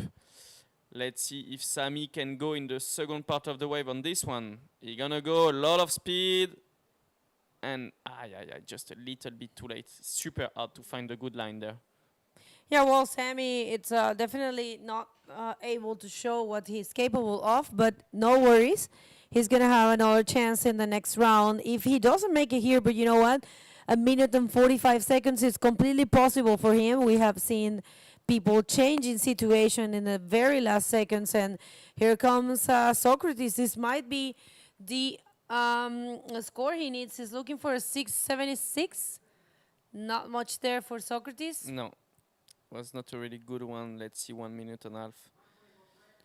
But and yeah, anything can happen. I mean, if they find the proper way, if it nice set rolls and they just show they perform a big maneuver, they're going to be changing the situation. The situation is a little bit tricky for Michael Pascal. He's holding very low scores, but for the rest, it's completely possible. Sami Morentino needing a 7.76 to be first. That's not much for him. We have seen him with big scores throughout his career. Sure. He can do it easy, but let's see. It's now it's playing with the time and not so much time there, and it's looking a bit like maybe the swell is dropping a little bit. I don't know. It was looking bigger normally in the. Actually, the weird thing. This is what I was talking. Wait a second. Here comes Sami Morentino. Let's see what he can do. Take us through it. Yeah, maybe last opportunity for Sami on this one. Just a bit. So much frustration there because he can't really hit that leap. Let's see Michael Pascal on the last one, 20 seconds. Let's see what he can do. A lot of speed. He don't have any good waves, so boom. Oh, nice. Big inverts. That will be his first course, but he need 2 waves to be first. So will be hard for him, but maybe he's gonna get out of the combo situation. So sí, la verdad hay una buena oportunidad para Michael Pascal.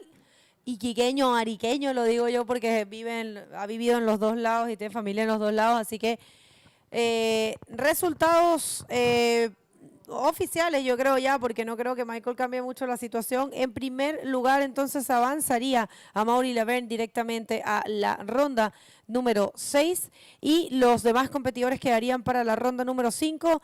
Remember, this is a non-elimination round, so only Amaury Laverne advanced into round number 6 and the rest are going straight to round number 5. For you back home, don't go anywhere. Maxime, you want to add something? Thank you very much for being here with us. Thanks to you, thanks to everyone for watching, and just keep the good show coming for the next few days, and hope we can do a good show for you guys, and thanks for the support, and see you soon. Thank you very much, and you guys don't go anywhere. We're going to hit a quick commercial break, and we're going to be back in no time.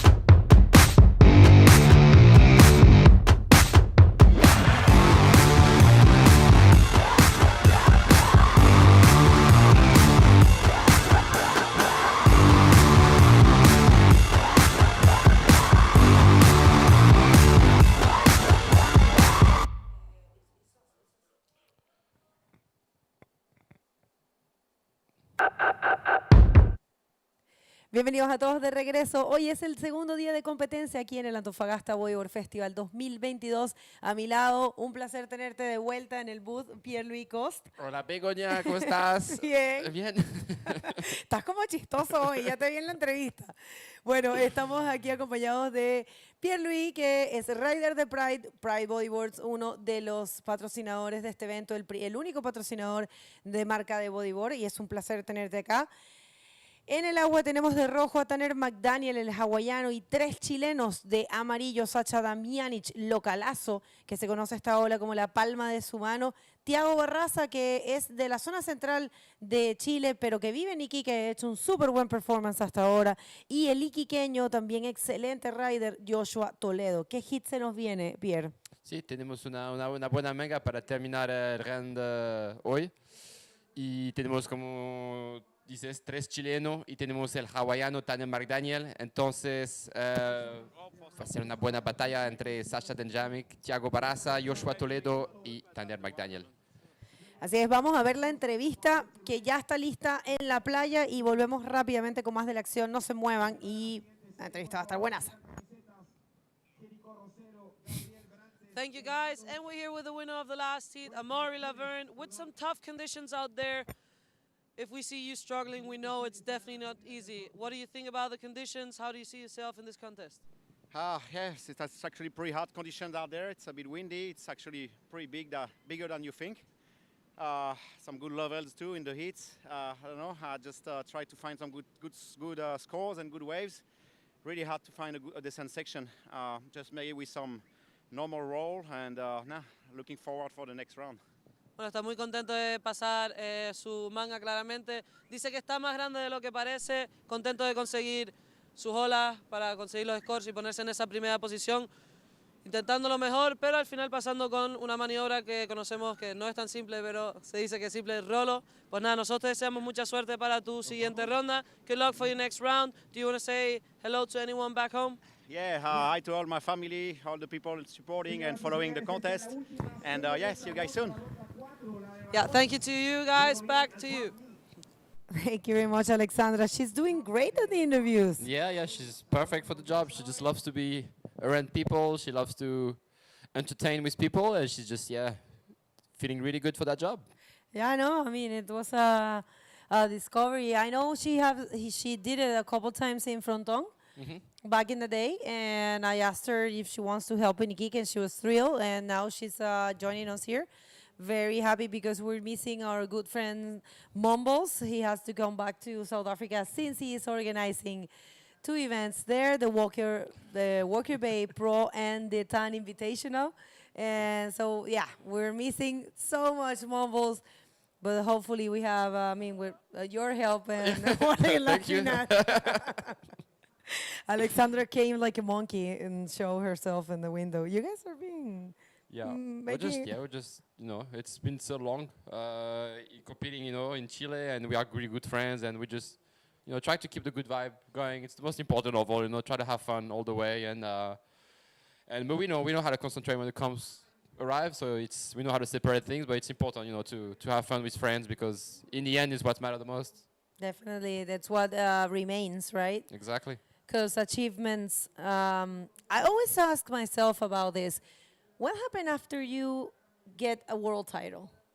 Do you feel, there's a lot of adrenaline, I guess, a lot of energy, a lot of happiness and joy, but then what's next? Yeah, I think the first one, when you, in my case, when I won my first world title, it feels pretty weird because you achieve something that you worked so hard for it, you just devoted your life for it.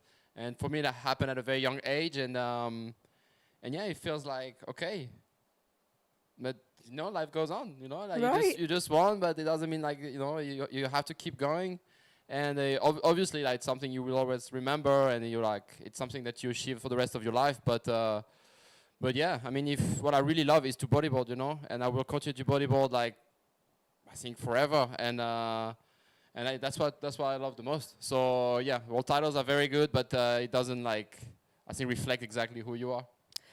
Very good reflection there. I would like to translate that for the people that it's tuning in Spanish. le pregunté a Pierre, porque siempre he tenido esta duda, ¿no? Bueno, no estamos conversando nada de lo que está pasando en el agua porque realmente nadie ha podido tomar olas hasta ahora. Yo creo que puede que este set que esté entrando sea el que alguno tome. Pero bueno, sí, le preguntaba a Pierre, que siempre he tenido esa duda, a ver si alguien va, no, nadie, de qué pasa después de ganar un título mundial, que es algo que él mismo lo está diciendo, trabajan muy fuerte ellos por el título mundial. Bien, lo ganas, mucha emoción, mucha adrenalina por una semana o dos, y después, ¿qué viene? Vamos a ver primero This Wave of Tanner McDaniel. Sí, tenemos el hawaiano Tanner McDaniel, que ya tiene una ola buena, 6,5. Hoy, en las condiciones que tenemos hoy, un 6,5 es una buena ola. Por eso vamos a ver con esa ola, probablemente tiene una segunda ola que va a entrar en su sumatorio y vamos a ver, va a estar en primero ahora un poco más de frente. Sí, bueno, eso estábamos hablando justo, que estoy segura que la gente lo quiere saber. Él me decía que primeramente él es bodyboarder y ama surfear, y bueno, dilo tú, si tú hablas español, oye. Sí, vamos a hablar. Cuéntanos un poco de eso, que viene después del primer título mundial. Sí, entonces lo que explique ahora a Begoña en inglés, que voy a traducir ahora para nuestros fans hispánicos, que tenemos mucho, porque tenemos chileno, canarios, peruano, y sí, tenemos un replay del rolo de Tanner McDaniel, muy mucho estilo. Tiene uno de los mejores estilos en el tour, y cada maniobra se hace con mucha técnica y perfección, y se nota eso. Y sí, para responder a tu pregunta, sí, sobre ganar un título mundial, es algo, claro que es algo muy importante, porque nosotros atletas es un sueño, y trabajamos mucho para eso. Yo trabajé inmenso para conseguir ganar este título. Solo que después de ganar, la vida continúa, y quizás este objetivo fue realizado, pero hay siempre más para frente. No podemos parar, y tengo mucho amor para el bodyboard. Eso es lo más importante. La verdad es que los títulos y todo eso es un poco superficial, porque lo más importante es esta pasión que lleva la gente a ir a competir y a ir apoyando el deporte todavía. Y tenemos aquí 4 atletas que están haciendo eso, y un buen rolo de Thiago Barraza. La verdad es que no conozco mucho a Thiago Barraza, pero si ya está en esta ronda, no es suerte. Merece estar aquí, y estoy a descubrir el nivel de Thiago Barraza, como descubrí el nivel de muchos atletas desde Arica. La verdad es que hace 2 años que no tenemos un tour así más bien definido. Tuvimos etapas, pero no un tour mundial. Y van saliendo nuevos nombres, nueva gente que tal vez antes eran más normal riders, y hoy ya se están convirtiendo en excelentes. Impresionante. Yo quedo muy feliz de ver el nivel tan alto aquí en Chile. La verdad es que hoy Chile es como el país del bodyboard. Es impresionante cómo todo cambia rápido. En 15 años atrás, poca gente sabía sobre Chile.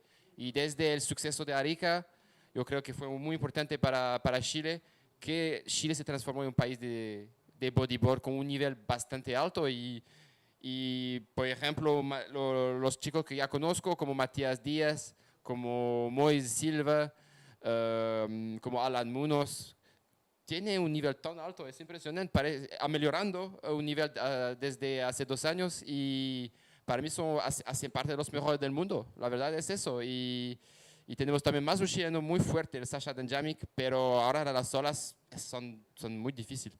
Sí, la verdad que está bastante complicado. Tanner ha tenido suerte de marcar esos puntos en Here He Comes, actually, Tanner McDaniel.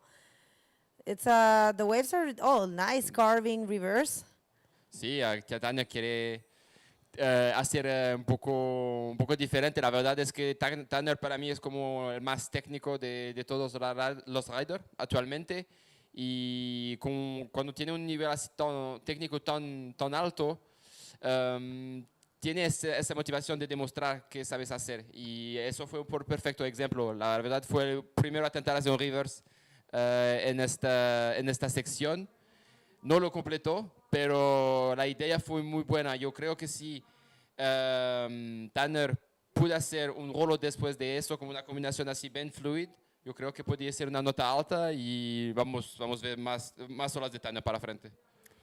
Sí, definitivamente ahí Tanner McDaniel igual mostrando también una técnica diferente a lo que se ha visto. Ese carving to reverse es muy lindo.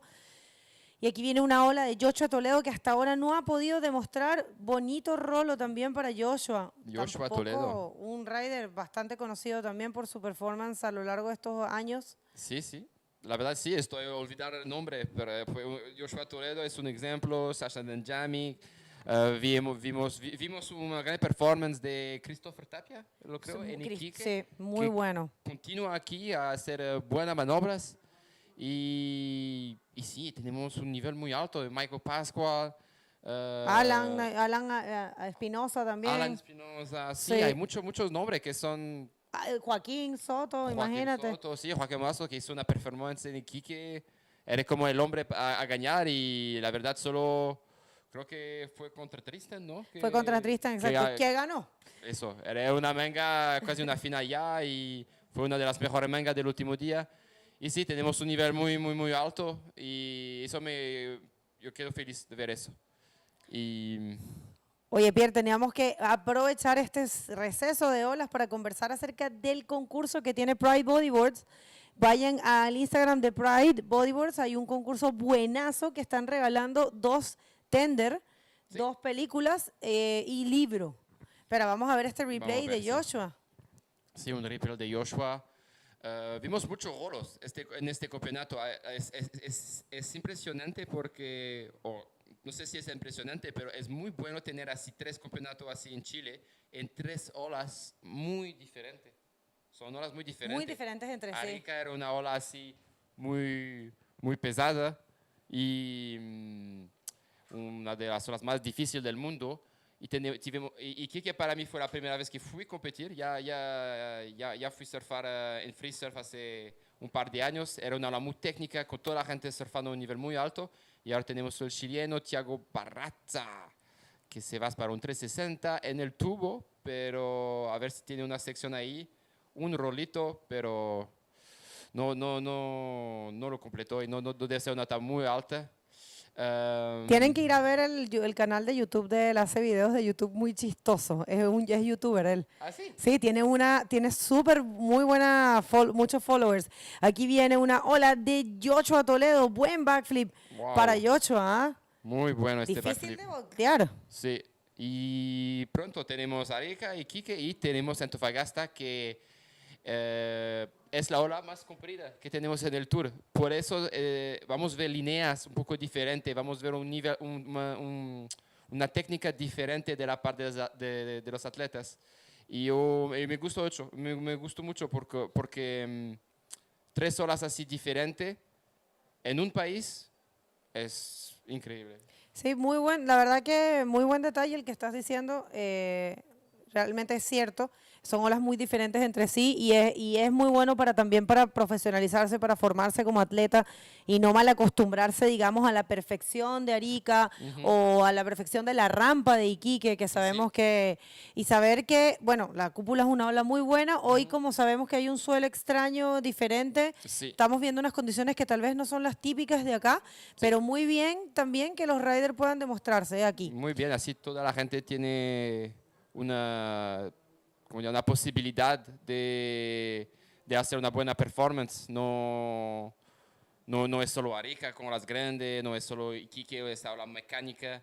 Tenemos también una ola así más difícil, la verdad es la ola más difícil que tenemos sobre las 3 fechas. Y a mí me gusta porque va a haber mucha sorpresa y podemos ver un surf diferente. Vamos a ver quién hace líneas así más fuertes. Vamos a ver quién sabe adaptar más en este tipo de olas. Y a mí me gusta de ver eso, ver cómo está el nivel de la nueva generación, cómo los más viejos van a adaptarse. A mí me gusta mucho las 3 fechas así y ver el nivel de todo. Pues qué buen Tenemos el comentario. Sí, el youtuber. El youtuber Tiago Barazza, ¿cómo se llama el canal? Tiago Bebé, creo. Tiago sí. Bebé de Bodyboard. Entonces, ya sabes, si quieres más vídeos de Tiago Barazza, tiene que suscribir al canal YouTube. Es muy chistoso, hace unos videos muy buenos, ¿ah? Y siempre tiene como 30.000, 40.000 vistas. Y mucha gente aquí en Chile son bien enfocados, digamos, al público chileno, pero muy bueno, muy chistoso. Aquí viene, here comes Tanner McDaniel, leader of this hit. Beautiful execution there. Wow. More like a ARS, that one, ¿no? Sí, sí, sí. Esa ola fue buena porque Tanner necesita una segunda ola y el mar está tan difícil que la verdad hace 2 maniobras en una ola. Ahora con las condiciones que hay es algo muy bueno. Por eso fue una ola un poco, no tenía así mucho potencial, la verdad, pero con la técnica que Tanner tiene pude hacer un poco de magia aquí con una ARS. La verdad es que sí fue una ARS. Tanner tiene un backflip perfecto, pero Tanner está adaptarse en las condiciones. Tienes que adaptarse. Esos, los mejores, para mí, son quien puede adaptarse el más rápido posible. Y claro, Tanner porque hace parte de los que hacerlo. es que justamente, imagínate, tú no sabes cómo te va a tocar. Todas las olas tienen sus días buenos y todas sus olas tienen Sí. días malos, ¿ah? Sí. Entonces, realmente la profesionalización también incluye eso, poder hacer un buen performance en cualquier tipo de ola. Bueno, si tienen alguna pregunta para Pierre, nos quedan 5 minutos y medio, pero antes recuerden, tenemos un concurso con Pride Bodyboards, vayan para ganarse el libro y la película Tender, que está increíble. Vamos a ver esta ola de Sacha el Localazo, que todavía la verdad no ha tenido mucha suerte en este hit, ¿ah? No. Y sí, es una ola complicada esa, porque la verdad, voy a ser sincero, cuando empieza, no se sabe qué hora vas a hacer. Puede tener una idea, pero no se sabe, ¿no? Es como Arica, por ejemplo. Aquí tiene que estar preparado para todo. Y se nota, toda la gente está como hace muy oportunista y se nota, hay muchas olas con pocos puntos, pero la gente tiene que ir y ver. Ahora tenemos Joshua Toledo, una ola buena, pero sí, con el viento ahora y la marea llena, tenemos un poco de backwash y eso complica un poco las cosas, pero mira. Sí, de hecho siguen saliendo olas y de hecho me dijeron, voy a confirmar esta información, no sé si Fabio que está aquí al lado me puede ayudar, pero me dijo el director técnico que parece que vamos a seguir con DROPKNEE después de esto. Vamos a hacer dos mangas, que es la ronda número 1 de DROPKNEE, digamos que es una especie de trials. Y sí, vamos a continuar, de hecho está confirmado. Aquí viene Sacha Damianic, nada para Sacha. Mira, hay una pregunta para ti. Dice Sebastián Ramos, Bego, pregúntale a Pierre, ¿qué olas de Chile conoce? Hay una lista grande, pero vamos a ver. Arica, Flopo. Después en Iquique, punta 2, punta 1, Intendencia, Colegio, ¿qué más? Y después aquí, Antofagasta, La Cúpula, Nilda y la ¿Nuluaga verdad... surfeaste? ¿Dónde? ¿Nuluaga esa que queda aquí al final? No, fui una vez, pero no estaba bueno. Y creo que hay otra ola, ¿cómo se llama? ¿No hay esperanza o algo así? Ay, es que no me sé el nombre, pero es una derecha, ¿no? Es Que una está derecha, por acá. sí. Sí. Esta ola es como, no es tan surfeada, pero cuando tiene suelo al norte se pone increíble. Yo surfé una vez con Louis Finnegan y Jared Houston hace un par de años. Increíble, ¿no? Sí, estaba bueno. Estaba difícil. Surfé algunas playas. También surfé algunos picos que la verdad no sé si tengo el derecho de dar el nombre. Ok, Por eso déjalo ahí. No puedo. Mejor. No puedo decir. Pero sí, Chile la verdad es el sitio más consistente del mundo. Como Chile y México, hay olas siempre. Y aquí en Chile hay tantas olas de piedra, tantas slabs. Y ahora tenemos Tiago Barazza, que está procurando solo un 4.6. Eso es para el segundo lugar. No estoy mirando bien. Aquí los tienes, sí. 8.66 necesita Thiago para tomar la primera posición, pero recuerden, esta es una ronda de no eliminación. Él no se va de competencia, tampoco Sacha, tampoco Joshua. Solamente digamos que en esta ronda se trata de conseguir esa primera posición para saltarse una ronda, que siempre es cómodo, ¿no? Es siempre cómodo porque el nivel está muy alto. La verdad, cada año el nivel está tan alto que es un riesgo estar hacer otra manga. O sea, otra manga es más un riesgo. Por eso estar en primero significa descansar un poquito más, analizar un poco más el nivel de los otros, la hora. Más puntos, más plata. Más puntos, más plata, claro. Claro. Oye, entonces no conoces nada de la zona sur de Chile. No, pero eso hace parte de mis planos. La verdad, tenemos Tanner ahora una ola que tiene un potencial, hace una línea muy buena aquí, un rol muy bueno. Viene a estar bien enfermo Tanner, ¿ah? He was sick. Sí. There was a rumor that he had COVID, and I asked him now, and he's like, who said that? I didn't have COVID. No, I had COVID before, 3 months ago. He actually said he had it twice, and he said this flu was actually worse than COVID. Okay. And he said that he tested negative. So, un rumor que anduvo por ahí de que tenía COVID. No tiene COVID, no tuvo COVID. No. Tanner McDaniel, solo una gran gripe, bien fuerte, decía. Sí. La verdad es que, claro, estamos saliendo ahora tenemos ahora Blanco, Joshua Toledo. Solo se queda un minuto solo, ¿eh? Entonces, Sí, ya se está yendo este hit. vamos a ver las últimas horas ahora de este manga. Y Joshua está en la mejor posición para sacar el primer lugar de Tanner McDaniel, pero en este momento tiene la última prioridad. Por eso, vamos a ver. Bueno, sí, hay mucha gente aquí saludando. Gracias, Sebastián Ramos. Te dice, te falta ir a la zona central y a la zona sur, Pierre. Sí. Jonathan Yo voy un día. Chavarro. Yo quiero conocer todas las olas del mundo, la verdad. Claro. Y este parte sur de América del Sur, como sur de Chile, la Patagonia, es un sitio que tengo el sueño un día de visitar porque parece tan lindo. Es frío, pero es precioso. El frío para mí no es un problema. No. Y tú que vienes de beach breaks fuerte como la Gravier, te va a encantar, ¿ah? Sí. No, a mí me encantaría visitar esta parte del mundo, parece fantástica. Bueno, Pierre, se acaba el hit y los resultados oficiales son en primera posición Tanner McDaniel avanzando directamente a lo que es la ronda 6 y Joshua, Sasha y Thiago quedan para la ronda 5, que es una ronda de repechaje. Wow. Ahí viene Tanner, mira, primera vez que lo veo en ¿Será que va a entrar en el DROPKNEE? Tanner McDaniel. Bueno, official results in first position, advancing straight to round number 6, is Tanner McDaniel. The rest of the competitors are not leaving the competition. They're going straight to repechage, which is round number 5. Next to me, Pierre-Louis. Pierre-Louis, you want to add something? You want to say something else? No, thank you for having me. It's always a pleasure being able to speak and comment a few hits. It's great to have the opinion of all the riders. So thank you for inviting me to speak. And I'll see you next. And good luck. You're competing, right? I'm competing, yeah. I don't know Good when, luck. but yeah, thank you very much. How are you going to speak at the same time? No, I'm not. It's Alexandra. Okay, back to guys. You at your home, don't go anywhere. We're going to hit a quick commercial break and we're going to be back with DROPKNEE Division.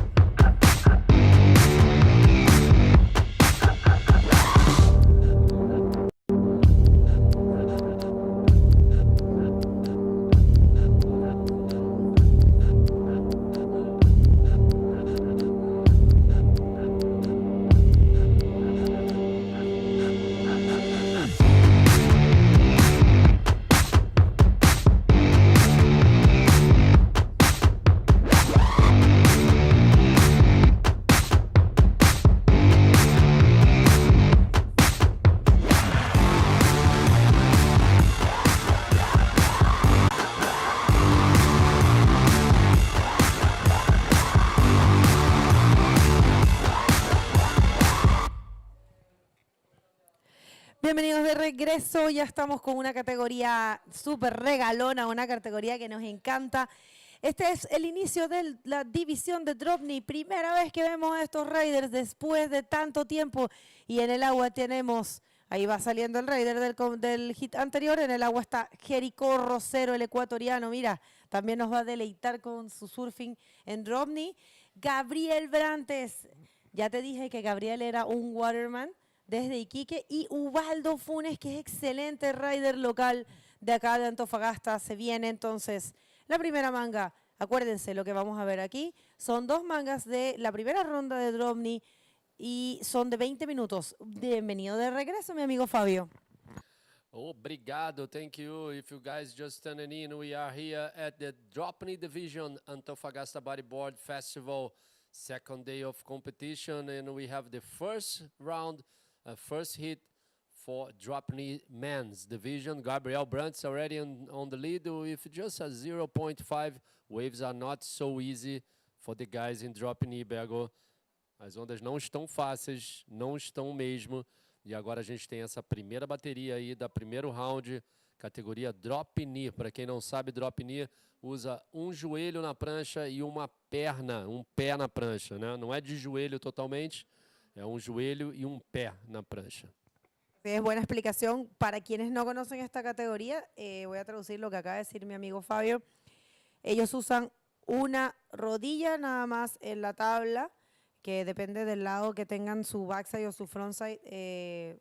Hay riders que ponen la rodilla derecha y riders que ponen la rodilla izquierda, y un pie sobre la parte superior de la tabla. Y es interesante porque es un poco el principio del surfing parado, pero sin quillas. Entonces yo encuentro que tiene mucho más mérito porque realmente es mucho más difícil entrar las maniobras y hacer correr la ola, ¿no? Pero hoy van a ver qué bonita categoría, van a ver qué buena performance para estos riders.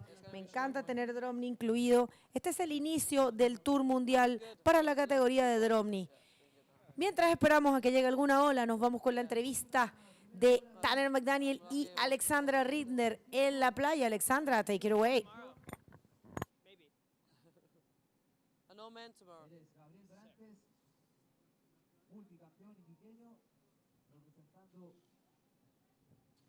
Thank you, Fabio and Begoña. And we're here with Tanner McDaniel, the winner of the last heat of the men's round 4 also. Some tough conditions out there.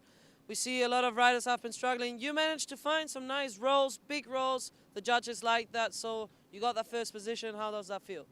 Yeah, it feels good. It was pretty tough out there. But yeah, you just got to make do with what you can find out there. And I kind of got one quick under, just kind of right off the bat, and then tried to build from there. But it was hard. It was real hard to get like into the decent score range. Like, it's hard to get above a 5. If you get above a 5, you're pretty sweet. Yeah, no, we have seen it. It was pretty hard, not more than 6.5 or 7s. Dice que ha sido difícil, pero que está. Dice que está muy contento de haber pasado su manga, de que haya conseguido esas olas. Al principio ya consiguió una ola buena y también de conseguir esas 2 puntuaciones que le han puesto en la primera posición. Dice que ha sido muy difícil conseguir puntuaciones más altas de 6.5, 5.5, pero bueno, we will send you the best of luck for the next heat, for the next round. You skip one round, that always feels good. So good luck for that. If you want to say hi to anyone back home. Yeah, just the same people have been supporting me this whole month. My mom and my dad, my girlfriend Harper, I think she's up watching early, and the boys at Sack Chat, they've been cheering me on the whole time. So yeah, just thanks to you guys. Thank you, and back to you guys. Gracias, Alexandra. Tremenda entrevista con Tanner McDaniel ahí. Y ya tenemos una nota importante. Viene ola para Ubaldo Funes, que es backside aquí en la cúpula. Recuerden, el backside y el frontside, lo que les estábamos comentando, según la forma como se paren, le dan la espalda a la ola o van de frente hacia el sentido de la ola. Nota importante ya para Jerico Rosero, que me está impresionando. Yo no sabía que él corría DROPKNEE también. Y mira, ya tiene un 6 mientras hacíamos las entrevistas, Fabio. 6 pontos aí para o camiseta vermelha, Jerico Rosero, já liderando essa bateria aí com uma grande vantagem, porque os outros 2 atletas só pegaram um 0,75 e um 0,5. E faltando agora 14 minutos e 10 segundos para terminar essa primeira manga, essa primeira bateria do round 1, Drop Knee Men's Division. Drop Knee dos meninos aí, camiseta amarela de novo tentando, não, é o branca, Gabriel Brantes aí, de drop knee, de backside, tentando dar um cutback ali, uma rasgada. Até conseguiu, mas não voltou para a onda. Vamos ver o que os juízes acham dessa onda do Gabriel Brantes, que é o nosso waterman, né? Conseguiu lá fazer toda a segurança de água em kick com jet ski, trabalho árduo que ele faz. E parece que ele está aqui também fazendo, né? O jet ski, ele que é a segurança, eu acho, de área, se eu não me engano. No tengo seguridad, pero siempre que viene igual trabaja un poco con los chicos de los salvavidas. Y un set bueno ahí, lo ven los competidores escapándose porque definitivamente es un poco difícil tomar esas olas desde ahí. Jericó desde el point, ahí entregado. Estas olas se están cerrando un poquito en la segunda parte. Miren, están preguntándonos acá, Sebastián, ¿a qué hora van los hombres juniors? No, te cuento que hoy no van a correr. Nosotros vamos a hacer esta manga y una más para darle inicio a la categoría DROPKNEE. Estos son, digamos, los trials de DROPKNEE. Y vamos a cortar el día. Así que la planificación es hacer estas dos mangas y cortar el día.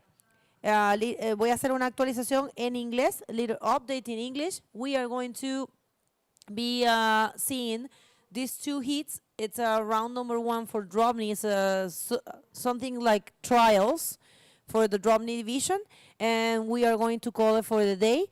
We are stopping the competition after the next heat after this one. And here he comes, Jerico Rosero. What a great performance this kid is doing. Look at that. Really nice carve there, like a really good ride for Jerico Rosero. Com certeza ele vai fazer uma outra nota boa, vai botar a galera ali na pressão total. O Jerico Rosero pegando a manha ali do drop knee. Eu gostei muito dessa rasgada dele, jogando muita água, Bego. Performance, la verdad, del ecuatoriano. Yo no sabía que él corría DROPKNEE, la verdad, me está impresionando. Me gustó mucho verlo correr así. Aquí viene el replay, miren qué buena. Buenaço, tá jogando a rabeta ali, uma manobra difícil de controlar. O bodyboard não tem quilha, né? Então, para você controlar essa volta da manobra ali, é muito talento mesmo. Tem que ter o jogo ali de corpo e o balanço em cima da prancha, na verdade. Sí, ahí él aplicando un buen snap, digamos, corta la ola, como decía Fabio y que lo dijimos al comienzo. El bodyboard no tiene quillas, entonces es bien difícil, es bien técnico la práctica del DROPKNEE. Y Jerico Rosero, wow, qué fuerte, 7,5, ahora tiene 13,5. Realmente una sorpresa. Gabriel Brantes recibe 3 puntos por la ola que tomó al comienzo. Y Ubaldo todavía no ha podido mostrarnos mucho. Tal vez sea un poquito más difícil para los riders de backside, aunque yo que he practicado un poquito de DROPKNEE y tengo entendido por los amigos profesionales de DROPKNEE que el backside algunas veces es hasta más fácil porque puedes bajar olas más grandes porque bajas tomando la tabla, bajas engrapado, como se dice. Y puedes tener un poquito más de control, pero probablemente las maniobras como los snaps sean un poco más difíciles. Si eres DROPKNEE, ¿dónde estás? Mándanos tus saludos que queremos ver a la categoría. Where are you? If you're a DROPKNEE rider, let us know where are you tuning in from and give us your shoutouts. Yeah, for sure sometimes, Bergo, when you are in the backside position for DROPKNEE, it's easier to make the bottom turn and easier sometimes to do those snaps, huh? It's because you have your feet up in front, so you can use that in your way, you know. Like for me, it's I'm not a professional for DROPKNEE, but I really like that position on a bodyboard. Ay, para mí, yo tengo un amor especial por el DROPKNEE. Un saludo gigante a mi brother venezolano David Velázquez, que es un monstruo en DROPKNEE.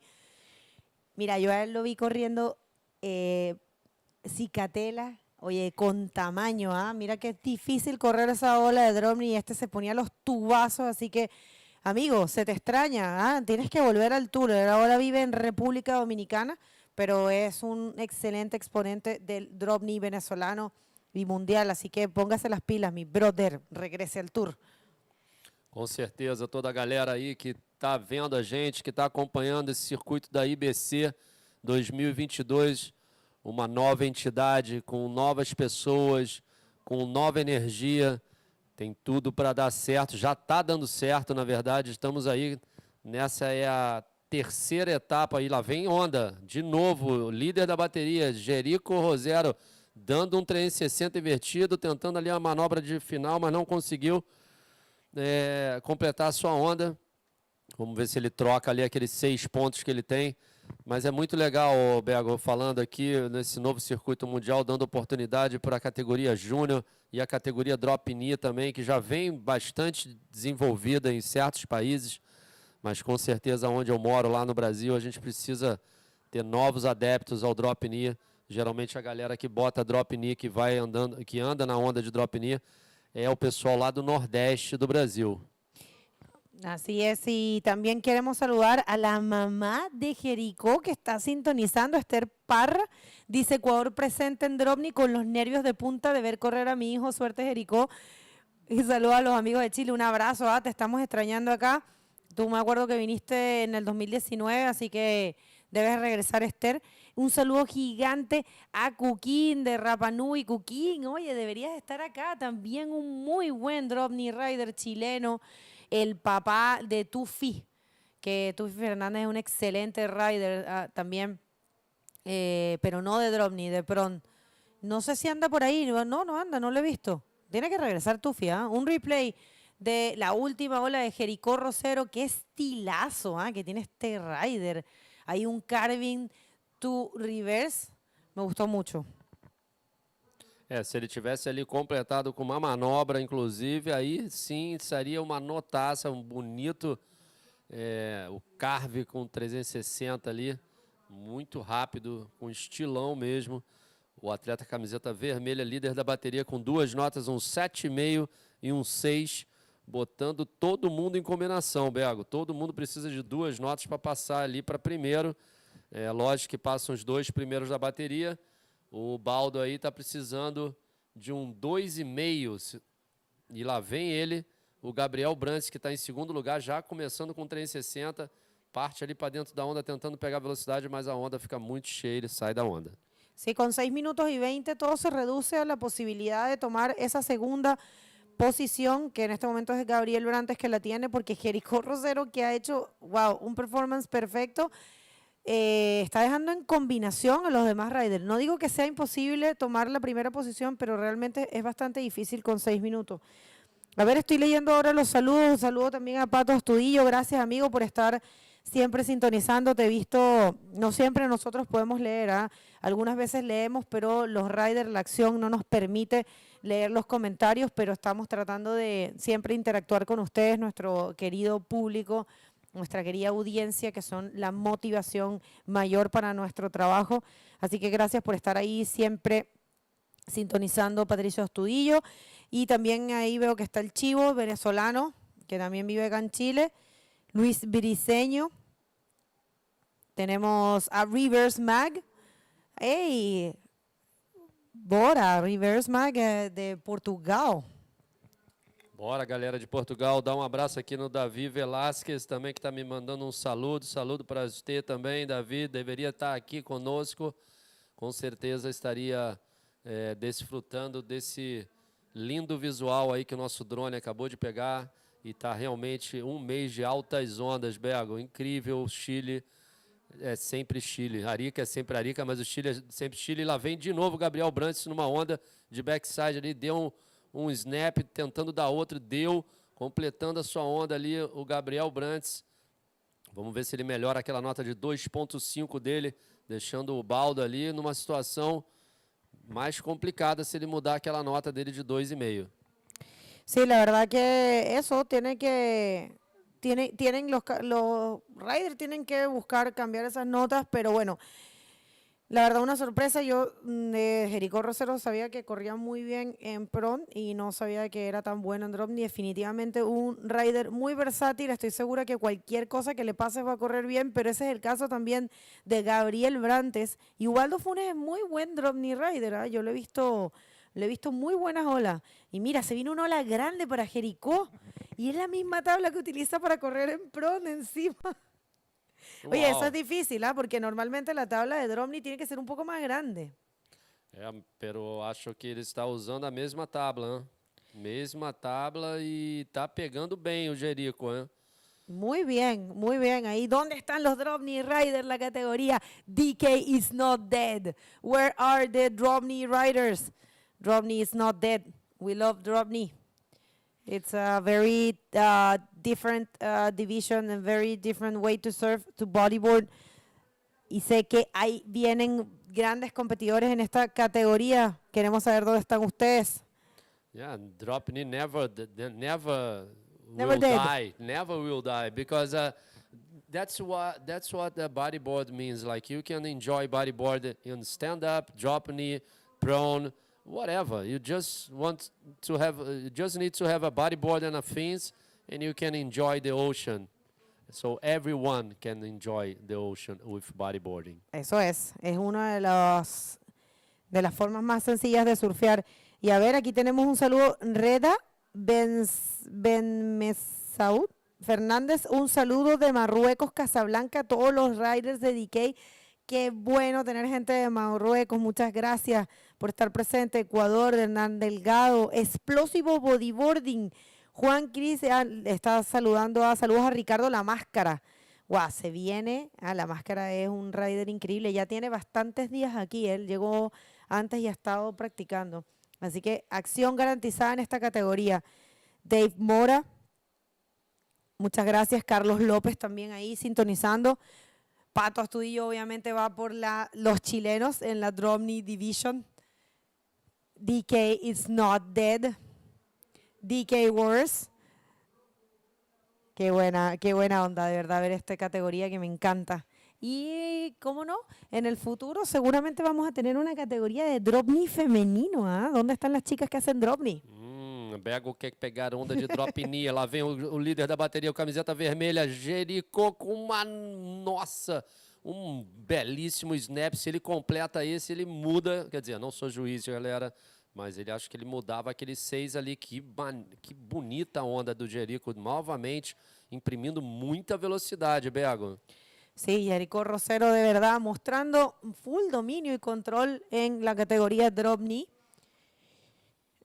Y bueno, Gabriel Brantes tampoco lo ha hecho mal.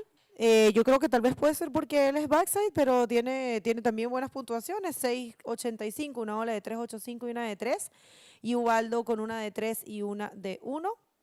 Que venía, fíjense, es que el frontside en el DROPKNEE para este tipo de maniobras como que se facilita un poco más. Eu me lembro muito essa manobra aí que o Jerico fez, me lembrou agora o Dave Bala, o Paul Roach, essa galera, né, o Aka Lyman, os caras pegavam muita onda de DROPKNEE.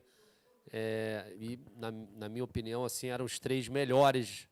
Aka Lyman era increíble, Paul Roach era increíble. Incrível. Paul Roach, Dave Bala e Aka Lyman. In my opinion. Bob Miyamoto más joven, wow, unos riders alucinantes, de verdad. Y aquí tenemos unos grandes exponentes. ¿Ah? Yeah. Vamos a ver a Michel Copeta, vamos a ver a Leonardo Alar, vamos a ver a Manuel Cepeda. Se nos vaya este hit.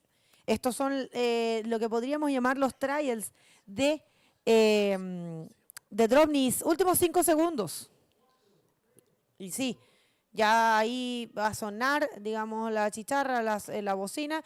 Se va el hit y los resultados oficiales avanzan entonces a la segunda ronda. Jerico Rosero y Gabriel Brantes. Felicidades también a Ubaldo Funes. Nosotros vamos a una pequeña pausa comercial y ya volvemos con el último hit del día aquí en el Antofagasta Bodyboard Festival 2022. No se muevan.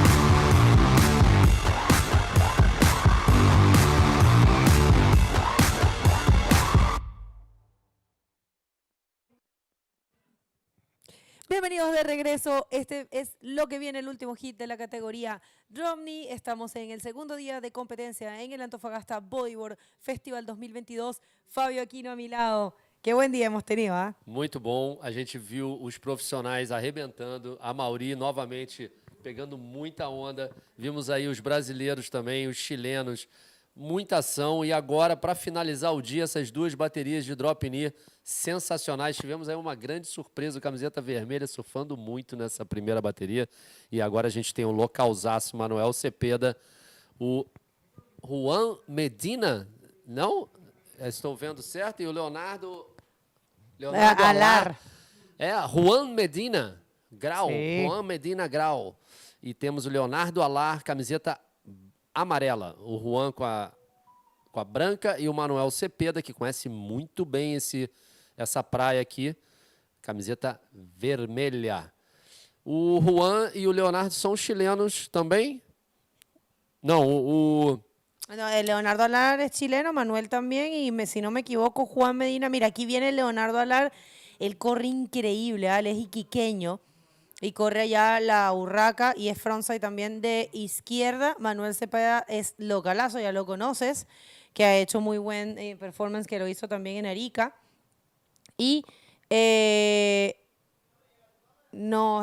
parece que nos está faltando, sí, nos está faltando un rider en pantalla, pero nosotros lo estamos viendo en stack. é isso que eu estou observando agora. O Juan, ele é do peruano, né? Máscara, ¿no? E para nós aqui está aparecendo que tem o Daniel Arocha também, da Venezuela. Mas para vocês tá aí, aí não tá mostrando, não sei. Vamos conseguir confirmar aqui se o Daniel Arocha está nessa bateria de DROPKNEE. Mas, enfim, aí para vocês está aparecendo camiseta vermelha, o Manuel Cepeda. Vamos ver o replay da primeira onda da bateria. Foi o camiseta amarelo, Leonardo. Dropa uma onda ali bonita, mas não consegue pegar a parede da onda e já mergulha ali para voltar para o outside.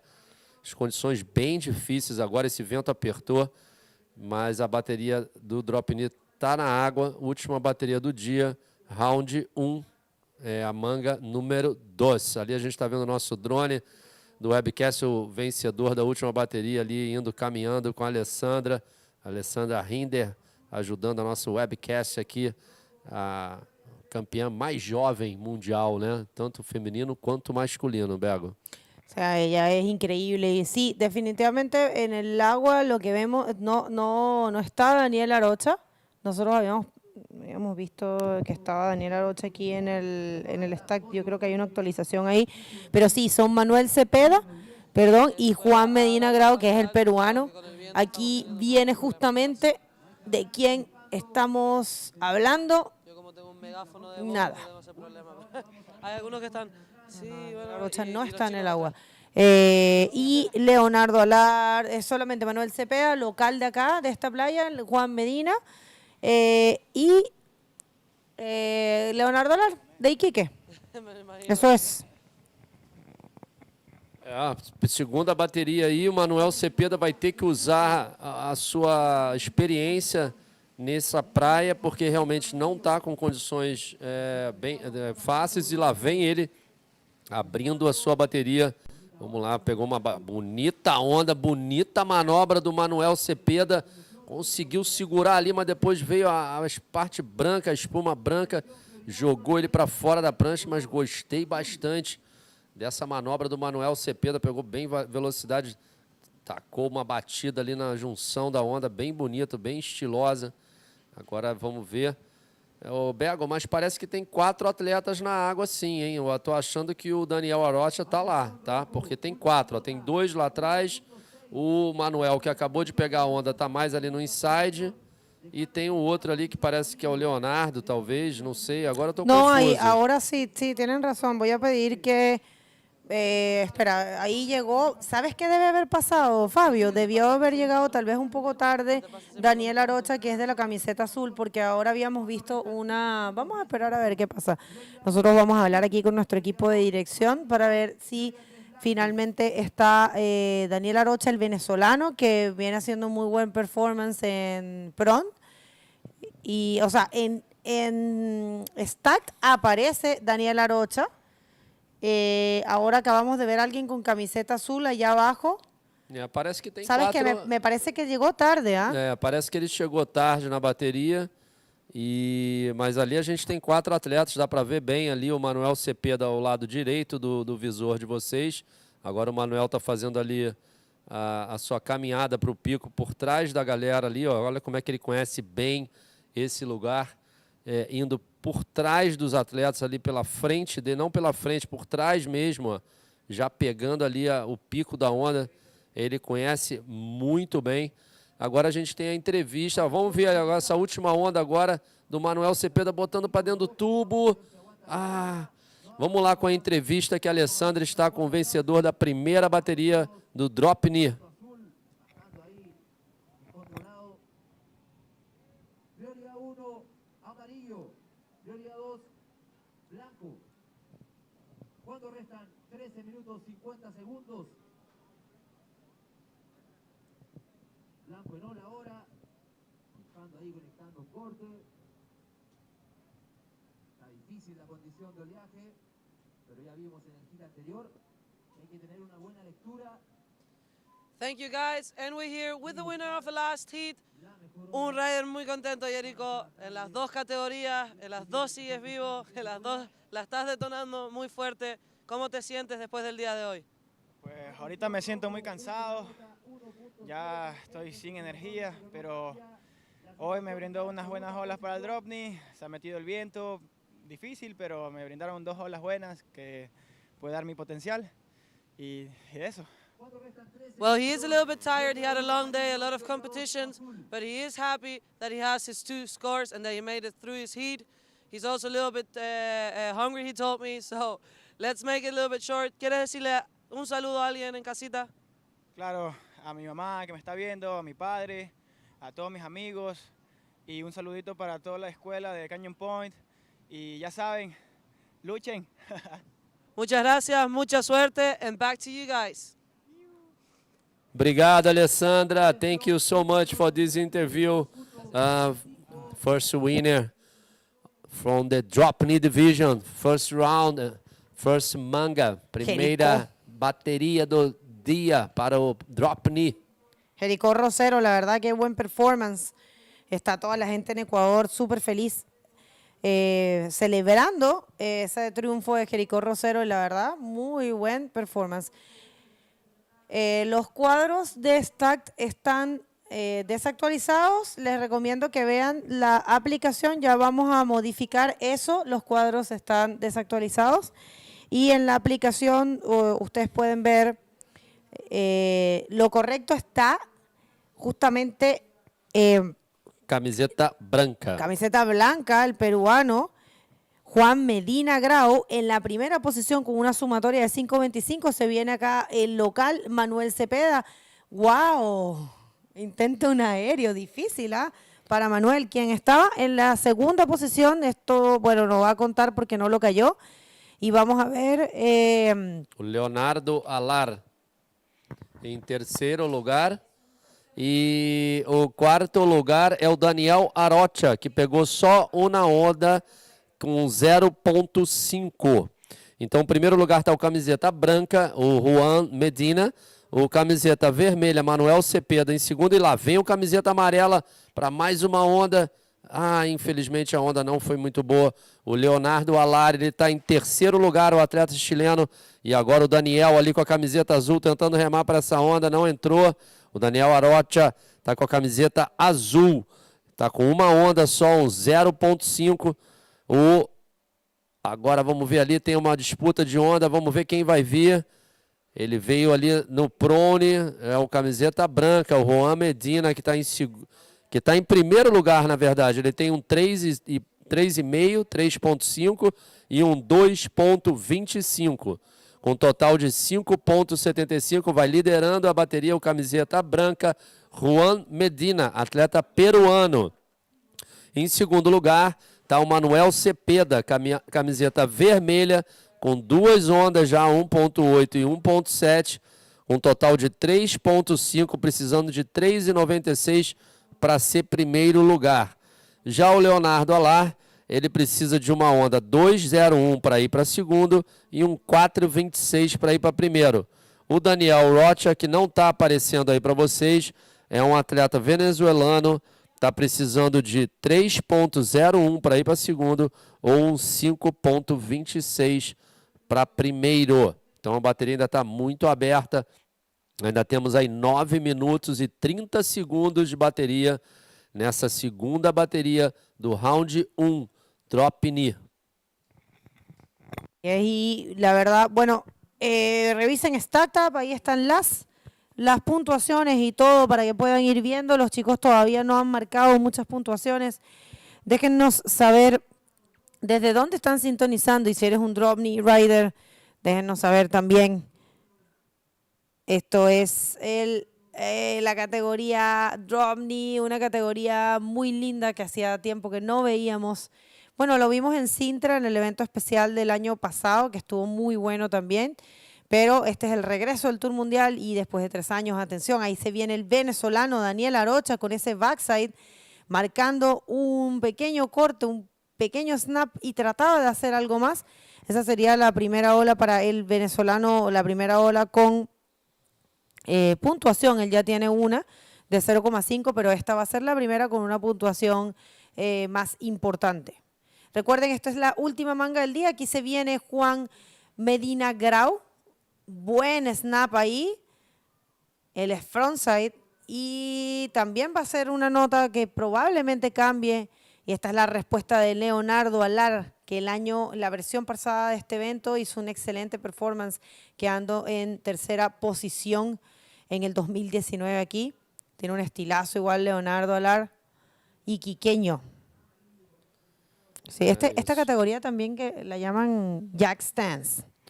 Jack Stance, Jack the Ripper, one of the best ones so far, like surfing pipeline in 80s. Surfing so good. One of the first guys out at pipe with a boogie board. Situation is the same. Juan Medina from Peru, first position, and Manuel Cepeda, the local boy, red singlet, second position. A gente tem um replay aí do camiseta branca, ó, com um bonito snap, igual a Bego falou, um estilaço ele tem. O camiseta branca que é o líder da bateria, o peruano Juan Medina. E logo atrás vem o Leonardo Alar também com um estilo muito polido ali, ganhando aquela parte da onda que é difícil, dando um snap, mas infelizmente a onda não fica boa. Ele dá o outro snap, mas sai por ali mesmo e deixando ali a prioridade com camiseta. Se eu não me engano, agora quem está com a prioridade de 1 deve ser o Manuel Cepeda, porque ele está sozinho no outside. Agora ali uma disputa de onda. Temos onda para a direita, Bego, olha isso, para a direita, o Daniel. Se nota que Daniel es derechero de todas las formas, porque también para Pron le gusta más la derecha, y se notaba la diferencia de su surfing para la derecha en DROPKNEE también. Pero bueno, menos mal que puede conseguir alguna ola. Él marcaba 2.65 con la primera ola, la segunda ola de izquierda. Vamos a ver ahora con esta tercera ola hacia derecha. Y hasta ahora la situación sigue igual, pero un segundo hubo cambio por Leonardo Alar. Ahora Leonardo está en la segunda posición con una sumatoria de 5, dejando a Daniel Arocha cambia a la tercera posición y Manuel Cepeda, el local, con scores bien bajos para él, que también él quedó segundo en el año 2019 en esta categoría, y aquí justamente viene. E aí mais uma onda do Manuel Cepeda que chato ali, ele embicou com a prancha, a onda parecia ser muito boa, não conseguiu fazer o drop ali direito. Quando ele chegou na base da onda, a prancha entrou de bico, ele caiu ali. Was a nice wave for Manuel Cepeda, but unfortunately the nose just got into the water. We have still 5 minutes, 20 seconds to go in this second heat, round 1. DROPKNEE division, men's. Look at this beautiful view from Antofagasta, La Cúpula de Cristal, como o Bego falou. Nice view, big event here in Antofagasta. Thank you guys for having us again. And been 10 years already. We've been having this competition here in this beautiful place for bodyboarding, a very technical wave, left and rights, but this is left for sure. Some riders trying to surf rights, but this is a left wave. Sí, esta es, bueno, y este es el último hit del día. Quedan 4 minutos con 31. If you're just tuning in, this is the last hit of the day. This is the hit number 2 of round number 1 for DROPKNEE division. And in the water, currently leading, what you see on your screen, it's not okay. They are fixing the scoring system. And this is Manuel Cepeda, local boy, showing some nice skills there. But it's a Peruvian, Juan Medina Grau, currently in the first position with a total of 665. Leonardo Alar from Iquique in the second position. Daniel Arocha in third. And we're going to see the scores for Manuel Cepeda and see if he changed the situation after that last wave. Yeah, he needs a 3.21. Então, como está a situação agora? O camiseta branca, o peruano Juan Medina em primeiro lugar, com um total de 6.65. Em segundo lugar, o chileno Leonardo Alar, com 5 pontos de total, precisando de 3.16 para primeiro. Em terceiro lugar, o venezuelano Daniel Arocha, com um total de 3.9, precisando de 2.36 para avançar para segundo. E em último, o local, Manuel Cepeda, camiseta vermelha, ele precisa de um 3.21. Ya se va este segundo hit y recuerden que estas sí son rondas eliminatorias, solamente avanzan 2 riders y hay cambio de situación. Manuel Cepeda logra sacar a Leonardo Alar de la clasificación y está ahora en segunda posición con un 4.25 que recibió por su última ola. Leonardo Alar ahora necesitando un 2.56 para avanzar, para llegar a la segunda posición y poder clasificar, y solamente un 3.16 para tomar la primera posición. Daniel Arocha tampoco lo tiene tan difícil, necesita un 3.41 para la segunda posición y un 4 para la primera posición. Están los scores muy cercanos, básicamente el que tome una ola y logre hacer un par de maniobras o una buena maniobra puede quedar primero, puede clasificar. Vamos a ver qué pasa en estos últimos 2 minutos y 20 de este segundo día de competencia. Después de aquí ya nos vamos a descansar hasta mañana bien tempranito todos los días, Fabio, como debe ser, aquí a las 6:30 de la mañana, al pie del cañón para traerles bodyboarding de calidad, bodyboarding mundial en el Antofagasta Bodyboard Festival en su edición número 8. Muchísimas gracias a todos quienes han hecho posible este evento. Por supuesto, al gobierno regional de Antofagasta y a Escondida BHP. Temos ola, olha, vamos lá, atenção. Não, desculpa. No tienes problema. La acción en el agua es primero ante todo.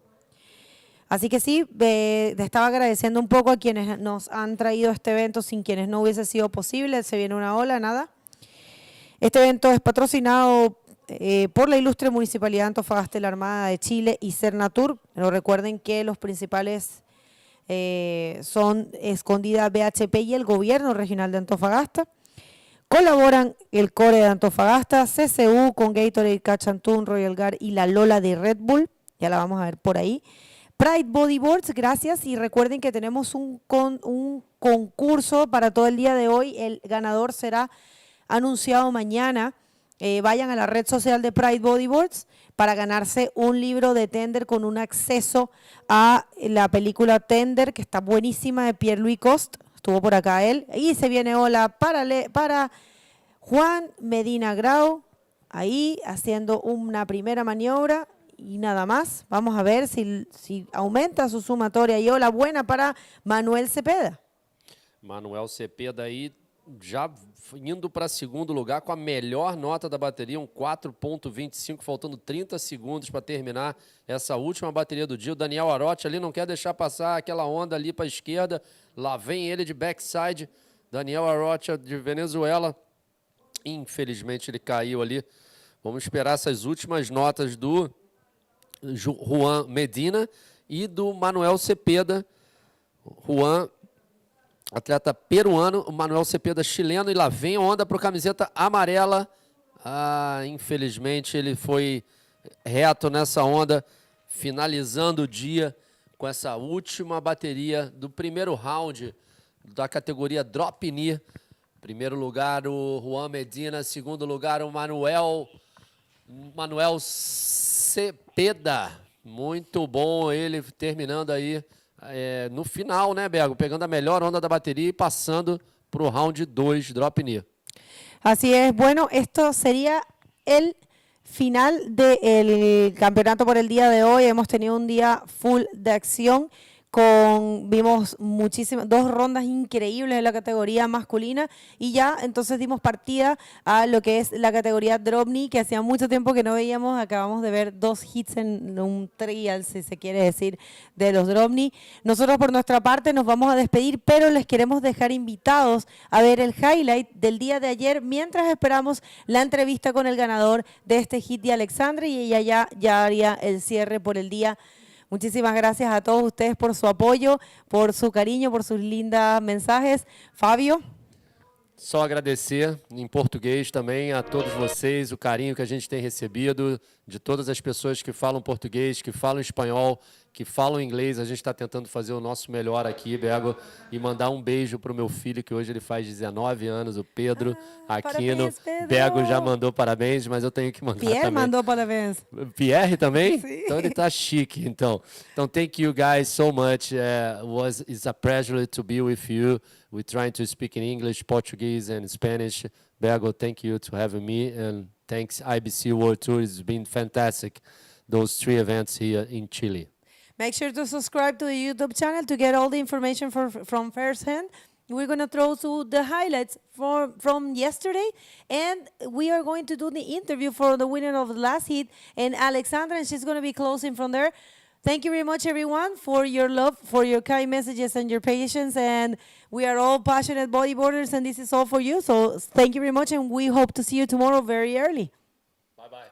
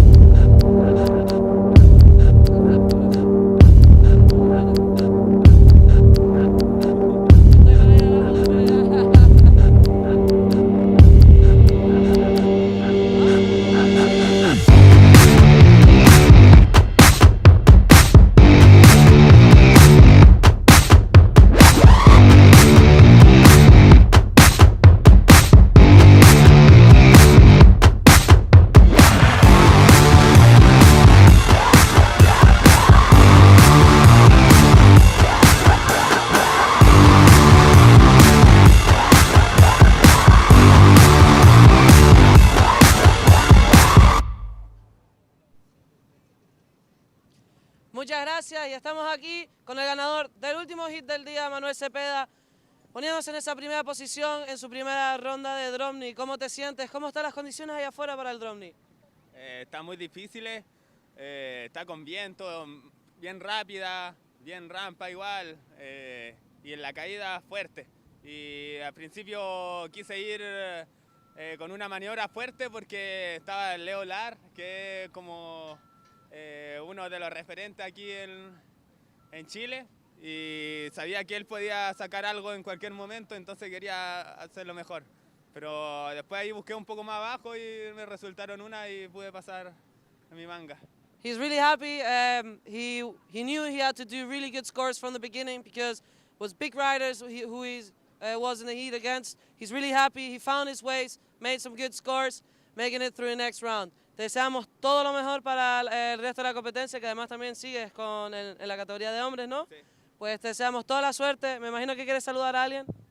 Un saludo a todos los que me siguen, a los de la Escuela Coloso, a mi polola Daniceli, y a todos. Eso. Pues vale, muchas gracias. Con esto cerramos el segundo día de competencia. Les esperamos mañana. Gracias a todos por sintonizar y nos vemos. Buen día.